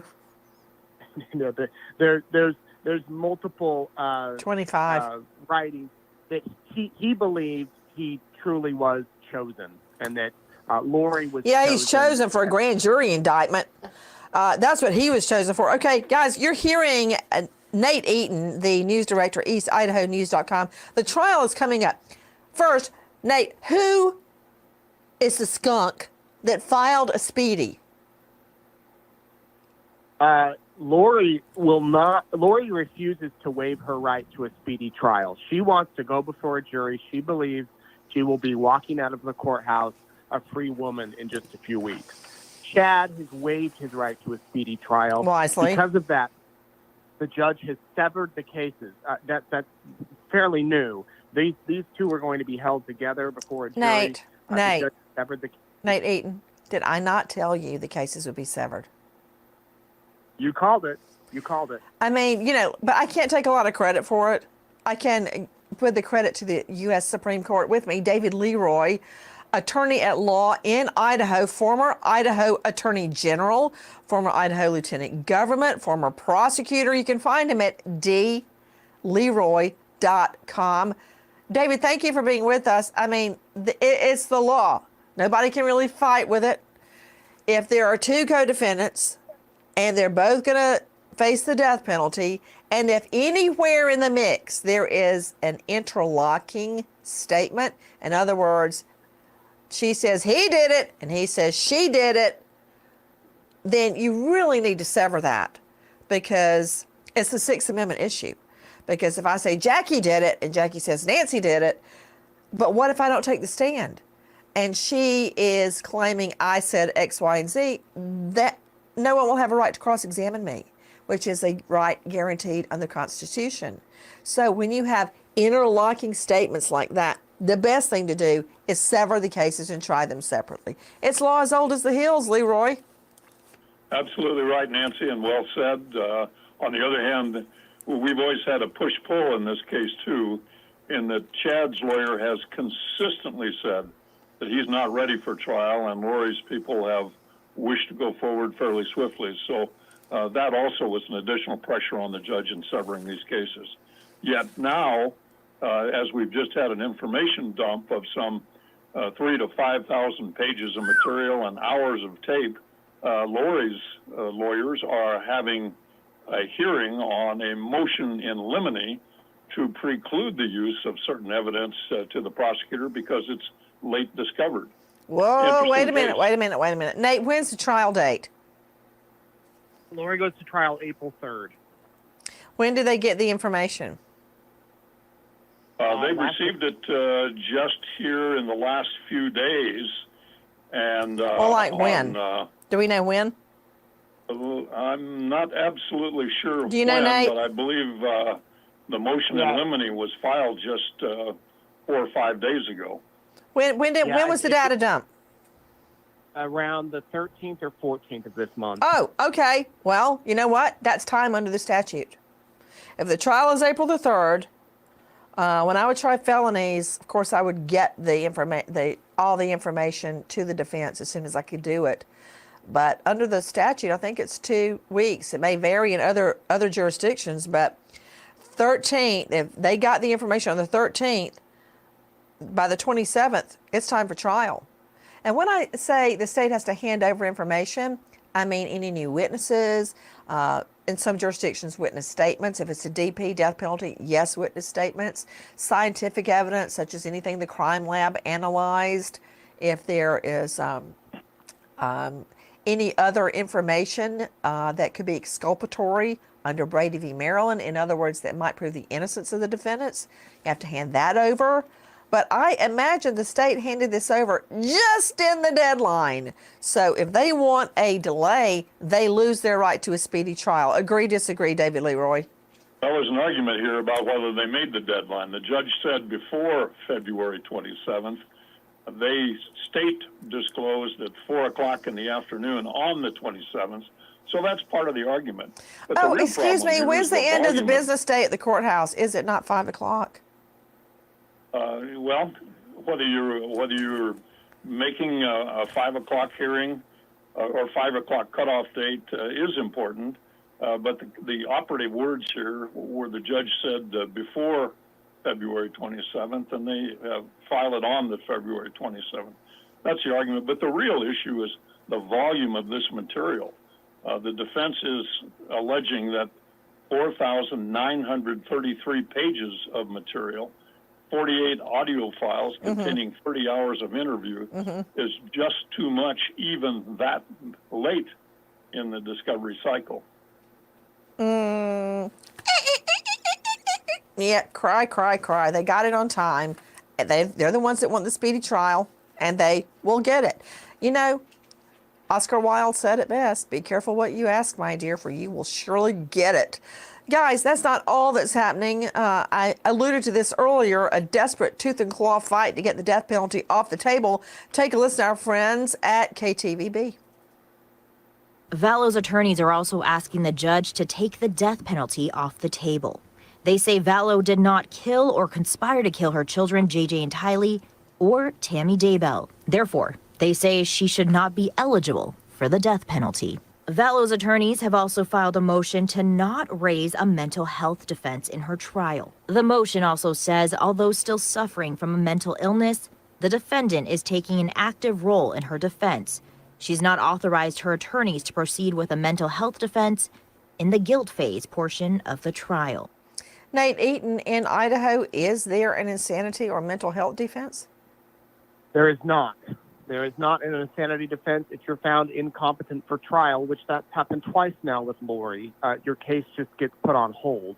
But the judge has deemed her competent. Medical professionals have said she's competent. So mental illness will not be brought into the main portion of the trial. Now, her attorneys have said when it gets into, if she is found guilty during the death penalty sentencing phase, they will bring in mental health experts to talk about her mental conditions, her mental As health. mitigation in sentencing. Okay, guys, you know what? Speaking of all of this, it seems like some things never end. Take a listen to Shira Matsuzawa. Attorneys for both Lori and Chad are asking the judge to allow the couple and their attorneys to meet in private. They're asking for them to be able to talk in person and on the phone about their options. However, they're asking that those conversations not be recorded or used as evidence. Nate Eaton, why don't these two just get a room and be done with it? Sounds like Lori Vallow is itching to see her, what is it, fourth husband? Not judging. The prophet, Chad Daybell. And he's like, okay, nah, not really. He doesn't seem like he wants to get with her. Yeah, that's the interesting thing. It's actually her fifth husband, Nancy. Oh, sorry. If these two were really, I don't know, in love, would you not want to be tried with your spouse? Would you not want to go forth and have the trial? They could never see each other again if she's found guilty and goes away for life. And then his trial will be later this year or early next year. She's not going to show up there. So she clearly wants to move forward with her trial. He's asking for more time, and he will get that time. To Rich Robertson joining us, Arizona-based private investigator for Brandon Boudreaux and Larry and Kay Woodcock, the grandparents of Tylee and JJ, owner of R3 Investigations. You can find them at R3, the letter R, the number 3investigations.com. Now, when I say the grandparents to Tylee and JJ, it's really grandparents to JJ. Is that right, Rich Robertson? Yeah, that's correct. It's a complicated family tree, but Kay is Charles Vallow's brother, but because Charles adopted JJ from who was the biological son of a sibling, Kay also became the grandparent. So, gotcha. So JJ's an adopted child of Vallow. Charles and Lori. Yep. Okay. Did Lori Vallow also adopt him? Correct. Yes. Okay. Well, When you hear all of the discussion regarding Lori Vallow being insane, I would say more crazy like a fox. Well, obviously from the outside, is it crazy or is it manipulative? It appears she was going down a rabbit hole. Is this insanity or deeply held religious beliefs? Where's the line? And all of us have been sitting around for several years trying to find some rational explanation for these irrational acts. I don't know that we'll ever have a clear answer about that. You know what's interesting? Karen Stark joining me, a renowned psychologist joining us out of Manhattan. You can find her at KarenStark.com, Karen with a C. Karen, every time a mother kills their child, much less two of them, the public, people in general say, she's crazy, because what mother would kill their child? That is absolutely not true. Think Tot Mom, Casey Anthony, she's not crazy. I'll tell you, Nancy, matricide is so hard for people to accept. When a mother kills a child, it goes against all the natural instincts. I think about you and the twins and that deep connection that you have with your children. And I really believe that that's what's behind everybody thinking that she must have been crazy. But it isn't true. I mean, there's too much that was intentional. She shows that she knows the difference between right and wrong and all the talk, the cold talk. I don't really buy it. I think this woman knew exactly what she was doing. How convenient to get rid of a husband and get rid of the person who killed him and then get rid of her children and just start all over again. You know what? We're getting all involved in the minutia of the legal maneuverings and what's happening. It's a little bit of inside baseball. Let's bring it all home, okay? I'm going out of order, Jack. Let's go to cut 48. This is what this trial is all about. While you were in that area, did you have a chance to further observe ERT excavate that area you referred to as the pet cemetery? Yes. Okay. What did you observe? I had been away from that area, but when I returned to that area, they had already dug down and located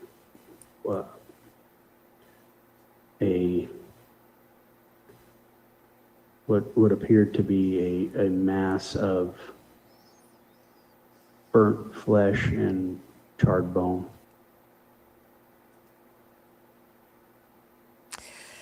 That's all that was left of Tylee, the beautiful teen girl. A mass of burnt flesh and charred bone. To you, Nate Eaton, let's be more specific. While apparently JJ was handled a little more reverently after his murder, this little boy, just 7 years old, his sister Tylee was treated in the worst way. Describe the condition of her body. Unfortunately, there wasn't much of her body left. It was burned. There were charred remains. The investigators were on the ground with tools sifting through dirt looking for any sign of her. And they found a few pieces of flesh and a couple of bones, and that was it. How would that happen, though? I don't get it. Joining me, Dr. Michelle Dupree, forensic pathologist. Just wanted to let everyone know, if you guys are just now joining us, we are watching Nancy Grace. This is her latest podcast over Lori Vallow-Daybell. She's going to court tomorrow. I'm thinking court starts at 9 a.m. So I do have a countdown clock. So I'll share that with you guys after this Nancy Grace video. If you guys wouldn't mind smashing the like button, it really does help the channel grow. I would appreciate that so very much. We have a lot of people in here tonight, so that would be great. Also, we'd love to have you subscribe to the channel, join our chat. We're friendly here, so we'd love to have you in the chat. If you guys have any questions over the case, you can put them in the chat and we'll answer them for you. So let me go ahead and get this back one here with, I think it was Dupree, Michelle Dupree. Medical examiner, and lucky for me, former detective and author of the Homicide Investigation Field Guide, as well as Investigating Child Abuse Field Guide, which makes her perfect for today. You can find her at dmichelledupreemd.com. Dr. Dupree, what does that mean? A mass of burnt flesh and charred bone? Nancy, it means that there was a very hot fire, and it means that there is not very much left of this person. It probably had some incendiary substance in order to get it that hot, and basically to destroy all signs of this person. Isn't it true, Nate Eaton, that some of her remains were in a bucket? Yeah, that's the investigators were transported her that way, and there was a bucket out there at the scene. And you may have recall that we talked about the neighbor who saw a bonfire burning out there, a big bonfire for days. And that, that's not too abnormal for our part of the country. It was fall, so people burn leaves, they burn debris. And so this neighbor didn't think much of it until, the tragic discovery of these bodies. You're giving me a horrible flashback of the Stephen Avery case, who became a media darling with the dropping of a special, I hate to even call it an investigation, making a murderer. The case of Teresa Hallback, a young photographer who was last known to be at Stephen Avery's home at his request to take photos of an automobile to go in the Auto Trader magazine. He stirred a bonfire in his backyard for days. Friends and relatives saw him doing it. The studs off her Daisy Fuentes jeans were found there. Most of her body burned beyond recognition. Just in this case, charred bones and a bucket of flesh. A bucket of flesh. A bucket of flesh. That is what is left of Tylee in Chad Daybell's backyard. But what about little JJ? What about him? Listen to this. The ME grabbed a small sharp instrument and cut down the middle of the black plastic. And what did you observe? I observed a small child in red pajamas, red pajama shirt, red pajama pants, black socks that had the word Skechers in orange across the toes. I also observed a light and blue blanket that had been placed on top of him. Okay. Detective, were there, when you observed what you perceived to be a child, was there anything that drew your attention? Yes. Can describe can you describe for the court what drew your attention? The amount of duct tape that was covering the body. Isn't it true, Nate Eaton, that according to cult mom Lori Vallow, she's admitting to JJ being in her apartment the night that he's murdered, wearing red pajamas and black socks, and she claims her brother, Alex Cox, took him out of her apartment. Isn't that true? He's wearing the same exact thing he's wearing when his body is found? Yeah, a friend who was there with Lori told investigators that JJ was in their apartment that night, just hours before police believe he died, that he was in red pajamas and that Alex carried him out of the house. Away from cult mom Lori Vallow. And how long was it until he was reported missing?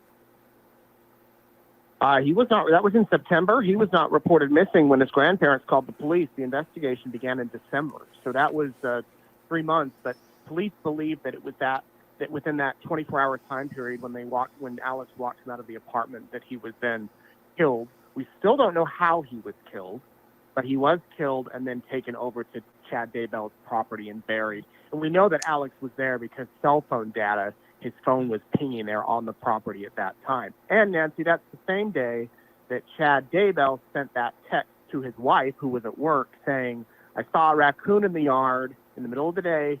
Shot him, had to bury him in the pet cemetery." You mean the nocturnal creature raccoon was in the yard in the middle of the day? Correct, yeah. Okay, well, there's more about the discovery of little JJ Vallow's body. Take a listen to Detective Ray Hermosillo. They removed some soil and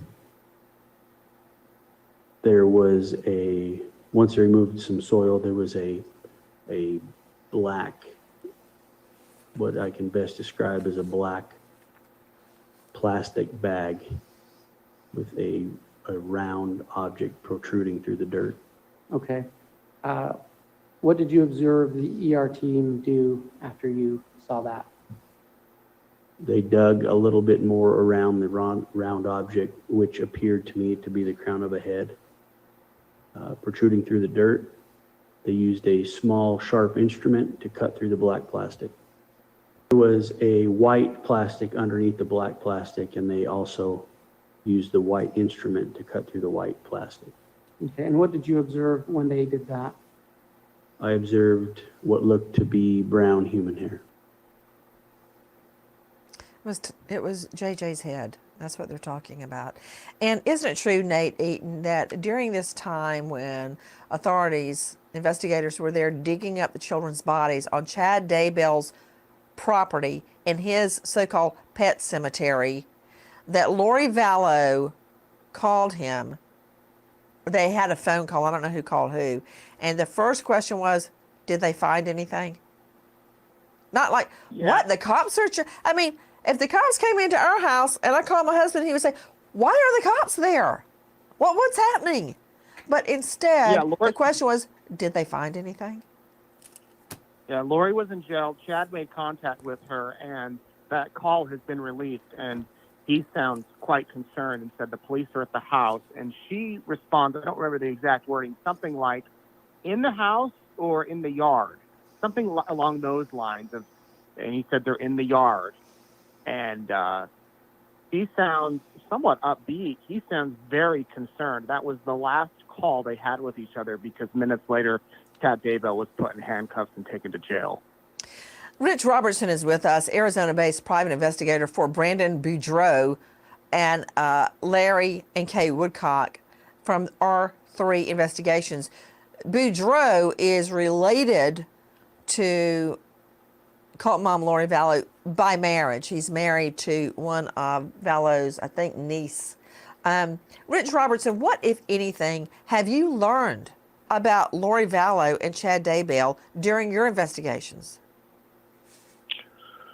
Well, I got involved in this thing shortly after, in the fall of 2019, and as things were starting to develop, Charles, of course, was shot to death in July of 2019, and there was a drive-by shooting that targeted Brandon Boudreaux in October, and so right around that time, we now know is when both of the children apparently were killed. So everything was kind of happening at that point. When I first met with Brandon, he was telling me wild stories about Lori Vallow and her relationship with Chad Daybell and the group in Idaho that was kind of this doomsday group, how this had been evolving over time, how his wife got sucked into it by her aunt Lori. So there was a lot of activity occurring in that 2019 time period and leading up to it. All of the talk of end times and chosen and zombies and all that stuff was definitely at a peak right around then. Guys, I want you to take a listen to our cut 13D, as in Delta, our friends at KTVB. September 22nd, the last time JJ Vallow was seen. Police interviewed Melanie Gibb and her boyfriend David Warwick, who were visiting Lori that weekend. They told police Lori said JJ had turned into a zombie. The next morning, September 23rd, between 8 and 9 a.m., Warwick didn't see JJ and asked where he was. Lori stated he was acting out, so, quote, Alex had come and taken JJ.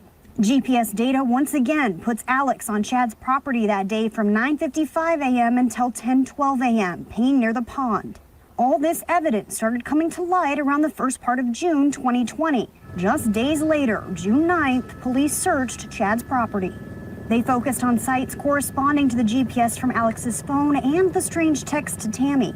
JJ and Tylee's bodies were found in those areas near the pond and fire pit. Straight back out to veteran trial lawyer David Leroy, attorney at law in Idaho. David, that is not a defense. It's not like self-defense or accident, which are both complete defenses under the law if they can be proven in court. He's a zombie, so I had to kill him. That's not going to work. Well, that certainly won't fly, and I am presuming that Lori will know nothing about nothing here. She may have innocently been involved in some communications, but her alibi defense, as weak as it is, will probably be presented over and over and over. I just wanted to welcome everybody in. We are watching the Nancy Grace podcast or video. We're about halfway or a little over halfway actually done with it. Thank you guys all for being here. I really appreciate it. We are talking about the Lori Vallow-Daybell case tonight. So if you guys wouldn't mind hitting the like button, get more eyes on it. Also, she'll be going to court, or our trial will be starting tomorrow for her jury selection. So everybody buckle up and get ready. Countdown is 11 hours, 53 minutes, 39 seconds as of right now. So we'll see what happens tomorrow.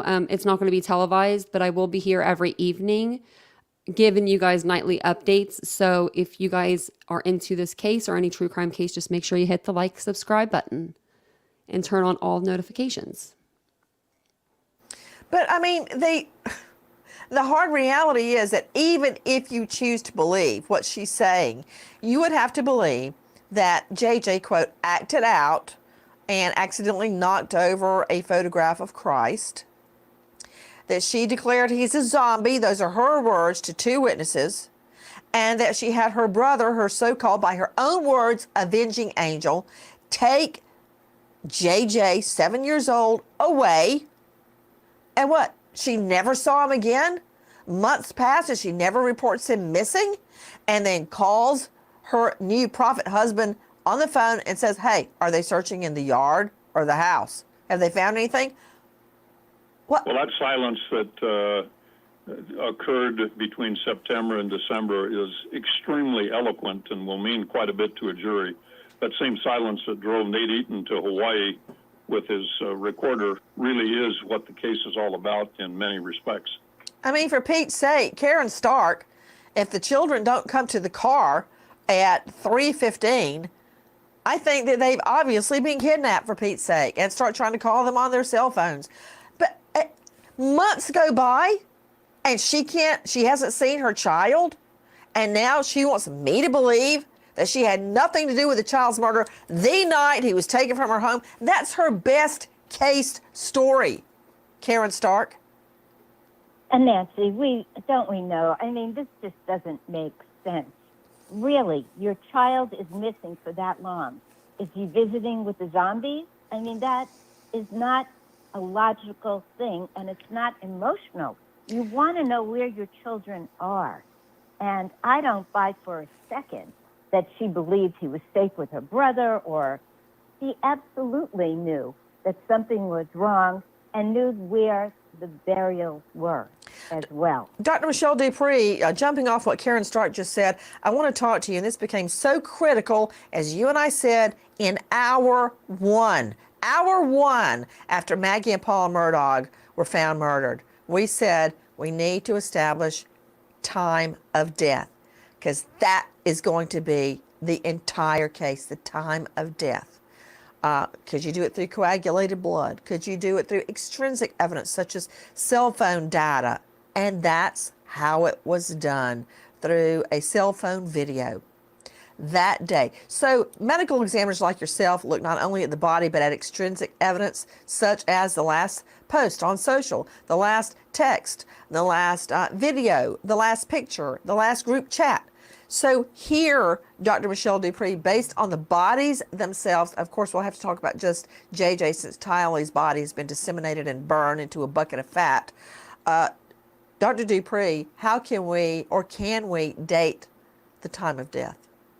Yes, all of those things that you were saying, Nancy, we have to estimate the time of death, and it depends on so many different variables. But certainly, we look at the surroundings of where the body is found to see if there are anything that we call scene markers. You know, what would be the range of time? As far as pinpointing it to an exact date and exact hour, that may be impossible, certainly as time passes, but we can get a very good estimate. And as you said, finding that time is so important, because that places that child with a particular person or in a particular place at that time of death. Hey, Nate Eaton, question to you. Nate Eaton on the story from the beginning, news director, EastIdahoNews.com. The cell phone pings of Lori Vallow's brother, Alex Cox, do they follow him the night that JJ is taken out of the apartment? Yeah, they do. And what's interesting is that it shows that he was in Lori's apartment late, and then he was in his apartment, and then hours later he was at Chad's. And there was no other history, as far as investigators could find, that showed him at Lori's apartment that late, or that showed him out at Chad Daybell's property. They even know that after he spent several hours at Chad Daybell's property, he went to a taco restaurant. He went and got tacos and then went to his house. So they're able to track his movements during that time. And what a coincidence. Around this time span, Chad Daybell's wife, Tammy, just dies in her sleep. Take a listen to our cut 143 Fox 13. September 23rd. This is the last time anyone reported seeing the children, JJ and Tylee, at school in Rexburg, Idaho. But nobody reported them missing until about 2 months later. So let's talk about Chad Daybell's wife, Tammy. Her dad tells me she was alive and well on October 4th. She drove down from Rexburg to visit her parents in Springville, Utah. But 2 weeks later, on October 19th, the parents got a call from Chad saying Tammy went to bed coughing and never woke up.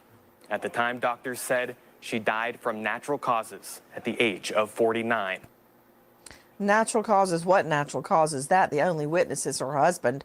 And isn't it true, Nate Eaton, within 2 weeks of Tammy's death, Chad Daybell flies to Hawaii to marry Lori Vallow in an outfit that she purchased on her dead husband's credit card where she had been searching for beach wedding dresses. And lo and behold, 2 weeks after Tammy's death, they are having a beachside wedding service. Yeah, not only did she purchase the clothing, but the rings, their wedding rings, were looked for weeks before Tammy was dead. Early October, she bought those same rings on Charles Vallow's Amazon account, and it was family members of Charles Vallow who ultimately got a hold of his computer and logged in and saw that these rings had been purchased. And then in those wedding photos, months later, Chad and Lori are wearing those same wedding rings. No shame at all. So to you, Rich Robertson, private investigator who has somehow gotten dragged into this whole cult mom Lori Vallow, prophet Chad Daybell saga, I really don't believe in coincidences when it comes to criminal law and murder, much less quadruple murder. So the children go missing. They're dead. They're buried out at Chad Daybell's property. And then shortly thereafter, Tammy Daybell, quote, dies in her sleep. 2 weeks later, the two of them are married. That's a neatly planned series of events, would you say? Oh, it's those are just some of the highlights, because there are certainly other things that were going on. I mean, in early August, even a month or so before the kids disappeared, Lori had placed JJ's service dog, Bailey, a little golden doodle that he was very attached to, posted that dog for sale. That was in early August, and a month or so after Charles' death. So there's a variety of these kind of checkpoints along the way that you start wondering. What's another one? What the heck is going on? Lori Vallow places JJ's dog for sale in August. Service dog. These purchases on the Amazon account, the reason that Kay Woodcock was able to monitor that, and I was working with her on this, is that Charles Vallow was very worried about his own personal safety and had given his sister all of his passwords and logins for his various accounts before he died. He'd even changed an insurance policy to make his sister Kay the beneficiary so that she could care for JJ. And so he was very worried about his own personal safety for months leading up to this, and that was certainly prescient, and it came true. So these things were happening. We were watching as it was happening that some of these things on the Amazon account, some of these purchases were going to Rexburg, but then these addresses started showing up in Hawaii, and that's how I think that ultimately, when law enforcement got involved, we were able to direct them pretty quickly to this address in Hawaii, because some of the Amazon purchases were being shipped there. The wedding dress. The wedding dress. And as Nate said, the wedding rings, I believe it was 10 days or so before Tammy died, that, when she made that purchase, she purchased these were green amethyst rings. She purchased two of them, a man's ring and a woman's ring. But then she returned the man's ring to get a different size and have that shipped to Hawaii. You're just Just going to interrupt you for just a second to let you look at the ugliest wedding on the earth. Let me just share this picture with you here. This is them. They may be in Hawaii, but come on now, y'all. Could have done better. Fifth marriage, she should be a pro. She should have been a pro at this. I guess her pro skills were getting on Amazon under her dead ex-husband's account and buying the dress and the rings. You're not very smart, Lori. We'll go back to Nancy now. Also, don't forget to like and subscribe, or I'll keep hounding you guys. You don't want me to do that. I'm just kidding. Fountain of information. Hey, Jackie thought of two other things. One,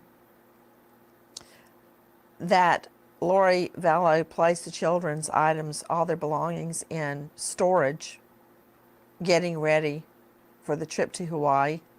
Was that before or after their deaths, Nate Eden? That was after their deaths. While she was She still visited- looking for them. And that was in early October. it was when? That was in early October. Police believe that JJ died early September, or Tylee early September, JJ mid-September. And then we had the video that showed she visited the storage unit several times, sometimes with Chad. There's even the one video where he reached over and appears to, touch her butt as they're walking out. Yeah, he of the did. unit. He patted it. We all saw it on the video. That's Yes, Jackie's yes. second entry. So let me ask you this, Nate Eaton. We were hearing from your sister station about the trip that Tammy Daybell took to visit her relatives. Isn't it true that she took this trip at Chad Daybell's urging because he had a premonition that she was going to die in a car crash or something like that? Yeah, she didn't know that at the time. He was encouraging her to go see her family, even said that her a dead relative had appeared to him and said, Tammy needs to go see her parents and her siblings. And Tammy, it's quite a drive, 5 to 6 hour drive. She rarely did it alone. But he really encouraged her to go see the parents, and he had apparently told others that she was going to die in a car crash. Well, she made the trip, spent one night, turned around and came home, didn't die in the crash. And we now later learned that Chad was maybe hoping she would die on that trip or something, but when she didn't, of course, a week later, she was dead. Okay, hold on just Not a in the moment. crash. David Leroy, I guess I also need a psychologist on this. I'm always suspicious when people have premonitions and then they come true, including a death. Like Scott Peterson told his mistress, Amber Fry, that this Christmas would be his first as a widow after losing his wife. And guess what? She died on Christmas Eve because he killed her. And then we can't forget the dream that O.J. Simpson had about the death of his beautiful wife, long-suffering Nicole Brown. The dreams, the premonitions. And now we've got Chad Daybell, the prophet, having a premonition his wife would die. And whoops, there she goes, off into the sunset. What about it, Leroy? Well, I'm not sure how much of that will make it into evidence. I guarantee you the premonition is going to come into evidence. The musings of that nature are going to be fairly collateral, but obviously something suspicious and something to talk about. I take it you've tried a lot of murder cases, haven't you, Leroy? Sure. And Chad's Well, I tell you what, a jury is going to love to hear that Chad Daybell had a premonition that Tammy was going to die, and then amazingly, she did. Karen Stark, the premonitions, the dreams, what do you make of that? I'm not saying they don't happen, but when your wife then dies next to you in bed, that casts a little pall on the premonition. That's very suspicious. I mean, I really love analyzing people's dreams. It's fascinating. Especially when they're in conjunction with a murder case, Karen Stark. Exactly. When it's that kind of a premonition, that's highly suspect. Oh, I've got to ask one more question. Who knows the answer to this? I'm guessing Leroy or Nate Eaton. Is it true there's a bill on the governor's desk in Idaho to reinstate the firing squad? Well, we would not be reinstating it here in Idaho. It would be adopting it for the first time. Adopting the firing squad. Lethal injection. So is it true that there is a bill asking for the death by firing squad versus lethal injection? Is that true? Yes, a bill started in our House of Representatives to replace lethal injection with the firing squad. It passed the House, it passed the Senate. It's sitting on the governor's desk for possible signature in the next few days. Well, that's going to hurt. Hey, Nancy, we have some breaking news here as we've been talking. Judge Boyce has just struck down the death penalty in Lori's case. Again, he has taken death penalty off the table and granted the motion by her defense attorneys. It's a long ruling, but basically he's saying that due to evidence being turned over so late, some discovery issues, the defense team would not have enough time to adequately go through all of this evidence as they work to preserve her life. That could, of course, present all sorts of issues on appeal. And there's much more to his ruling, but just big news here, death penalty off the table. She could still face and does still face life in prison without the possibility of parole if she's found guilty when this goes to trial in just a few days. We wait as justice unfolds. Goodbye, friend.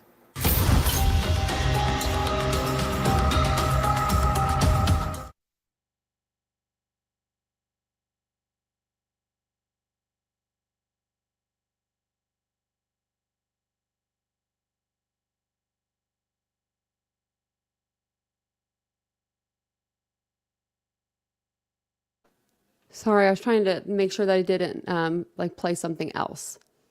So, yep, the countdown is up. 11 hours, 37 minutes, 16 seconds till maybe these children will have some justice in their lives, because it's been way too long. Way too long. Summer has the timer going on her little thing too. I'm surprised Teresa didn't come in here with a countdown. She's our countdown crew right there. So I think it's 85 days now. If Teresa will correct me if I'm wrong, but I think it's 85 days now until Kohlberger goes to his next hearing too. So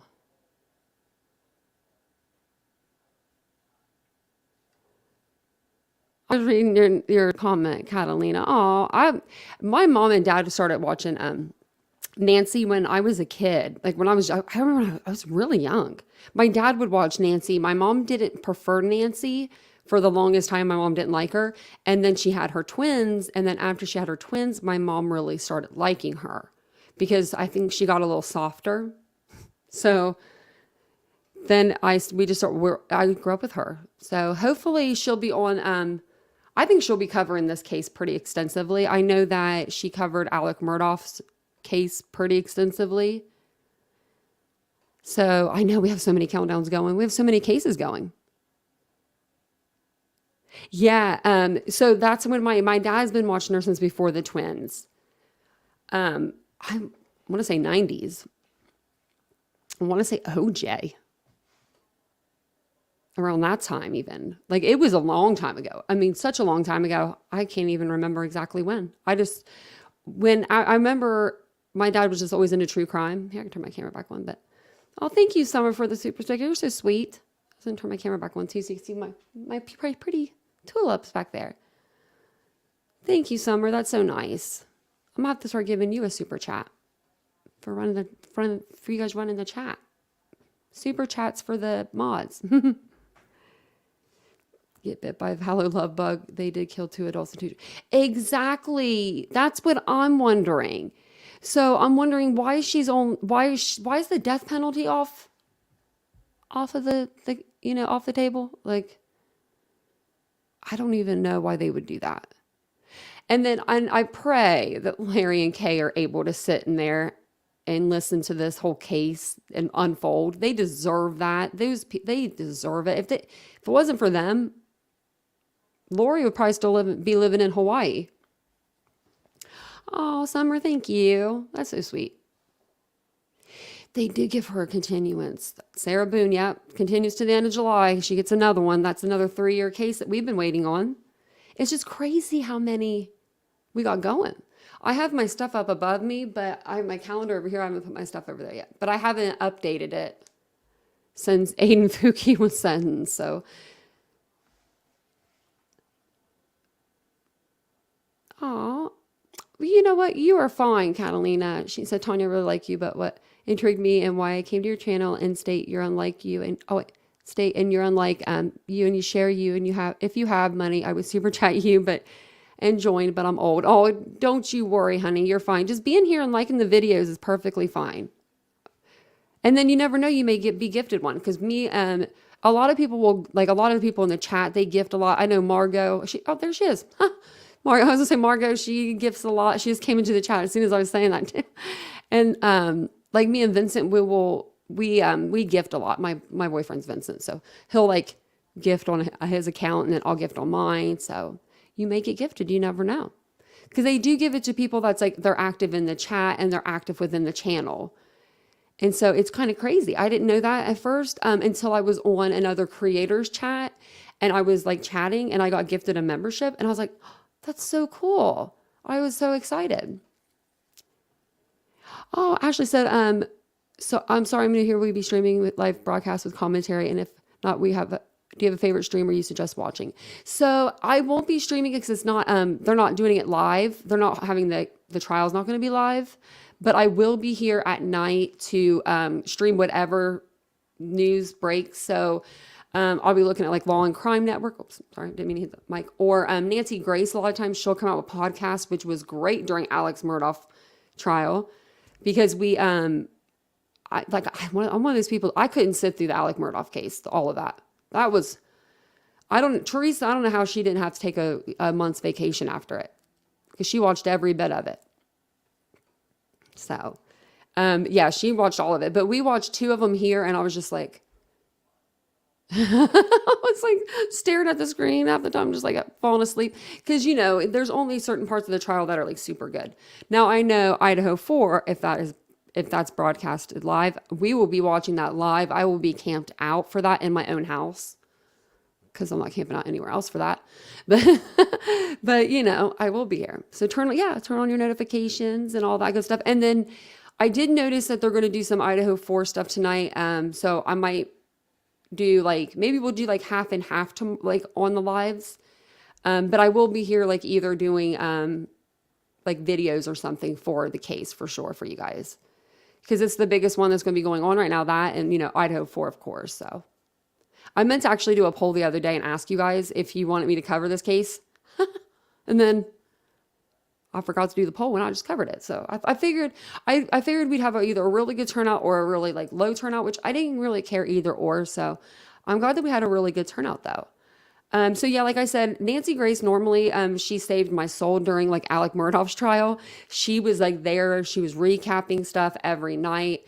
So basically I would come on, kind of give you a recap what happened during the day, or we were almost a half a day behind or something, but it was nice that we actually had something to watch, and it just wasn't me telling you about the case, because Nancy just does it better sometimes.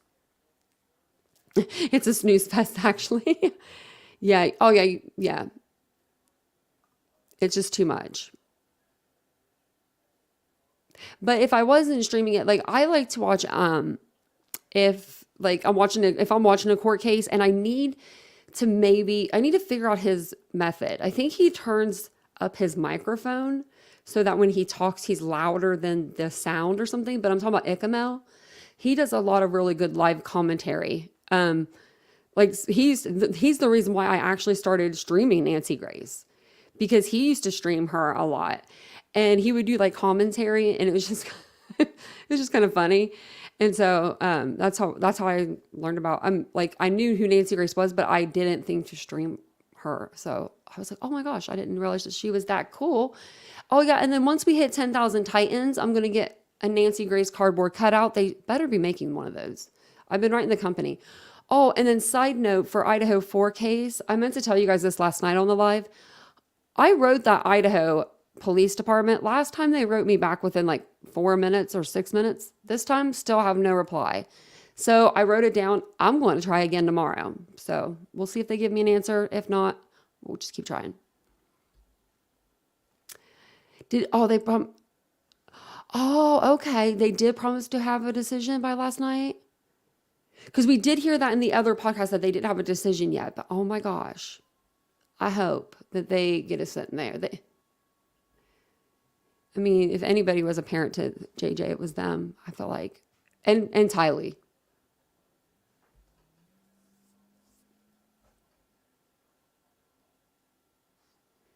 Yeah.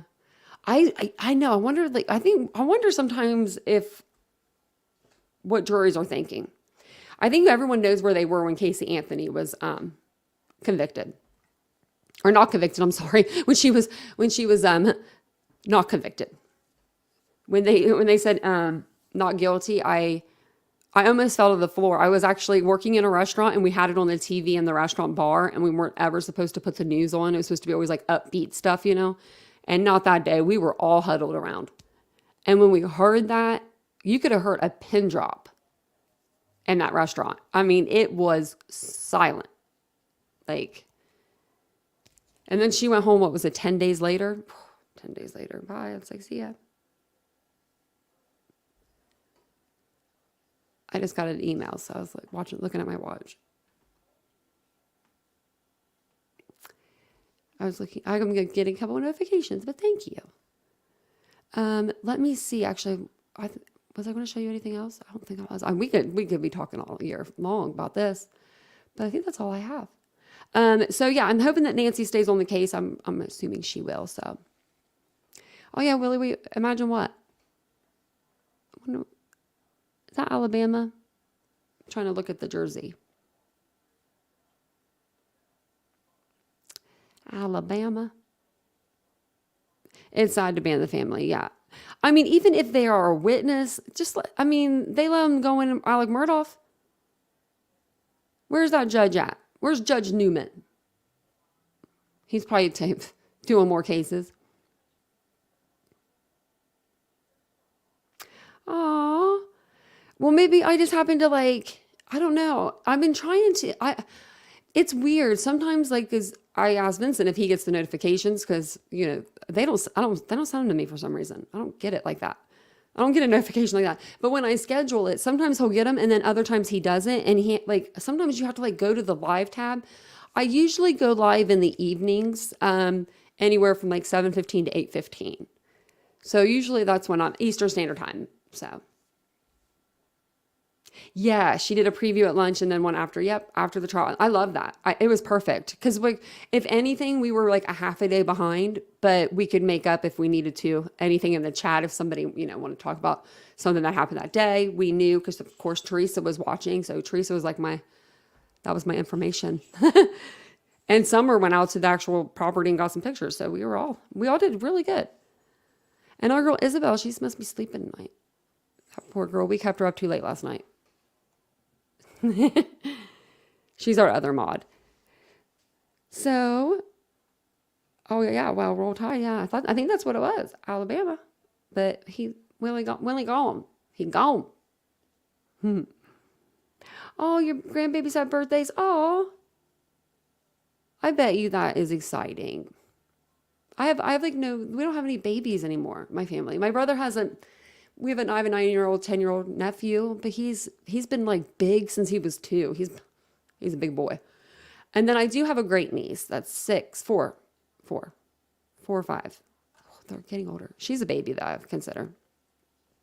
And I did do a couple, so I did some videos. I did a pre-recorded for yesterday over a missing girl, Kaylana Turner, missing out of Texas. One of the subscribers, actually, one of you guys asked me to take a look at that case. It was Leslie. She sent it to my email, and that night, or the next day, I think it was, or that night, I did a video on it. I was like, of course, let me check it out. And I checked it out, and I was like, wow, this is really upsetting the way she was missing. She's in a manic state right now. She encountered police and ran, and they can't find her. So if you want to check out that video, that would really help. Send it out to the algorithm because it doesn't have that many views, but that way it'll get out there. Because I've only heard one other creator talking about her, and it's a creator that has way less subscriber count than me, and so I'm trying to help push their video and my video at the same time. So, oh yeah, I haven't even been able to do those little boys' cases. I haven't even looked at a couple of them. Because of when babies are involved, it's so hard. And I feel like I've had so many recently. We just had one the other day, and then let me see here. Let's see if there's a Trent update. Let's see if Buffington said anything. What's this? Oh my Lord. Okay. What is this? Something from, okay. If you guys don't know who I'm talking about, this is Trent Learcamp. Oh my gosh. We did a live on him the other day, and I'm just going to do a quick update. And I probably will I'm going to do another live on him, but I haven't looked all day today. And this is a message, it looks like, from him. Oh my Lord. So this boy was tortured. We're not going to call it hazing. I put it hazing in my title, but that's only so people could find the video because that's what a lot of people were referring to it as. These people tortured him. Disgusting, despicable. I feel like I'm going to cry if I talk about it. I feel like I'm going to cry if I look at this video, but I want to listen to this with you guys. Support and This is from him. Everybody, thank you for all the wishes, support, and caring. I'm alive and doing well, and I'm recovering. Just know it's going to be a long time for me to get over this through the trauma. But one day, hopefully within the next few months or so, I might be back. But justice will be served. Wow. That's really sad. And that brought tears to my eyes. So, he's okay. He said he's like, it's going to take a while, but I mean, wow. Hello. His speech is great. I mean, you got to think about it. Like, they shoved alcohol down his throat and mushrooms. And he can actually talk like that. My voice didn't even sound that good after my car accident. And that was just a car accident. Like, wow. When he started talking, like, that's what brought tears to my eyes, because it made me put me back in my spot where I was like, wow. And it must be because he's just so dang, like, young and resilient and, like, so wow. Also, look at this. What's this? Somebody wants him fired. Oh, it says, now they want me fired and all I've been reporting is hearsay. Well, Dustin, we've all got strong resources, including the police and Trent's family. Oh, I guess it's about him talking about the family. I'll have to read through that. I bet you that's about the other families that are involved, because they're all, the boys that did this to him, there was 9 to 11 different boys, anywhere from 9 to 11. And Brett Buffington is like not leaving that town until he gets answers. They've been holding rallies. This woman did a huge walk for him. Like, they did it's been beautiful. It's been beautiful. And you know what's been even better, just for right now, which, I mean, just for now, they haven't put the boys that did this out there. And I kind of like that in a way, just because they're not taking the spotlight off of Trent. Like, that's, you know, where it needs to be right now. Trent needs the spotlight on him to get better. He's got he's worldwide known. He's got a lot of friends. He doesn't need those assholes anymore. Man, that's just crazy. That made me get teared up. So sorry about that, guys. But, you know, I'm a little sensitive when it comes to that. When it comes to Trent, I'm real sensitive when it comes to him. So that's all I have for you guys for tonight. But that's ending on a good note, you know. Yesterday, was it last night's live that we began on a bad note, or the night before? It was just like, it was Friday night. So we're ending on a good note tonight. And I didn't see this before I got on here. Oh, wow. I'm so excited that I waited and I saw that, guys. I watched that with you guys. That's a good one. I'll have to make sure that, I think she'll know. One of my friends is going to do a live tomorrow on him. So I think she'll know. So, okay. You guys have a wonderful evening. Love you guys so much. Anything that I need to see in the chat? Nope, I'll go back through that. If you guys need to get a hold of me, then my email is in the chat. So I love you guys so much. Have a good evening. Have a good Monday morning. If I don't see you before, you know, I won't see you before tomorrow. So I won't be back on live, but you know what I mean. Have a good Monday morning. Have a good day. Have a good week. And I'll see you guys all in the next live. Bye, guys.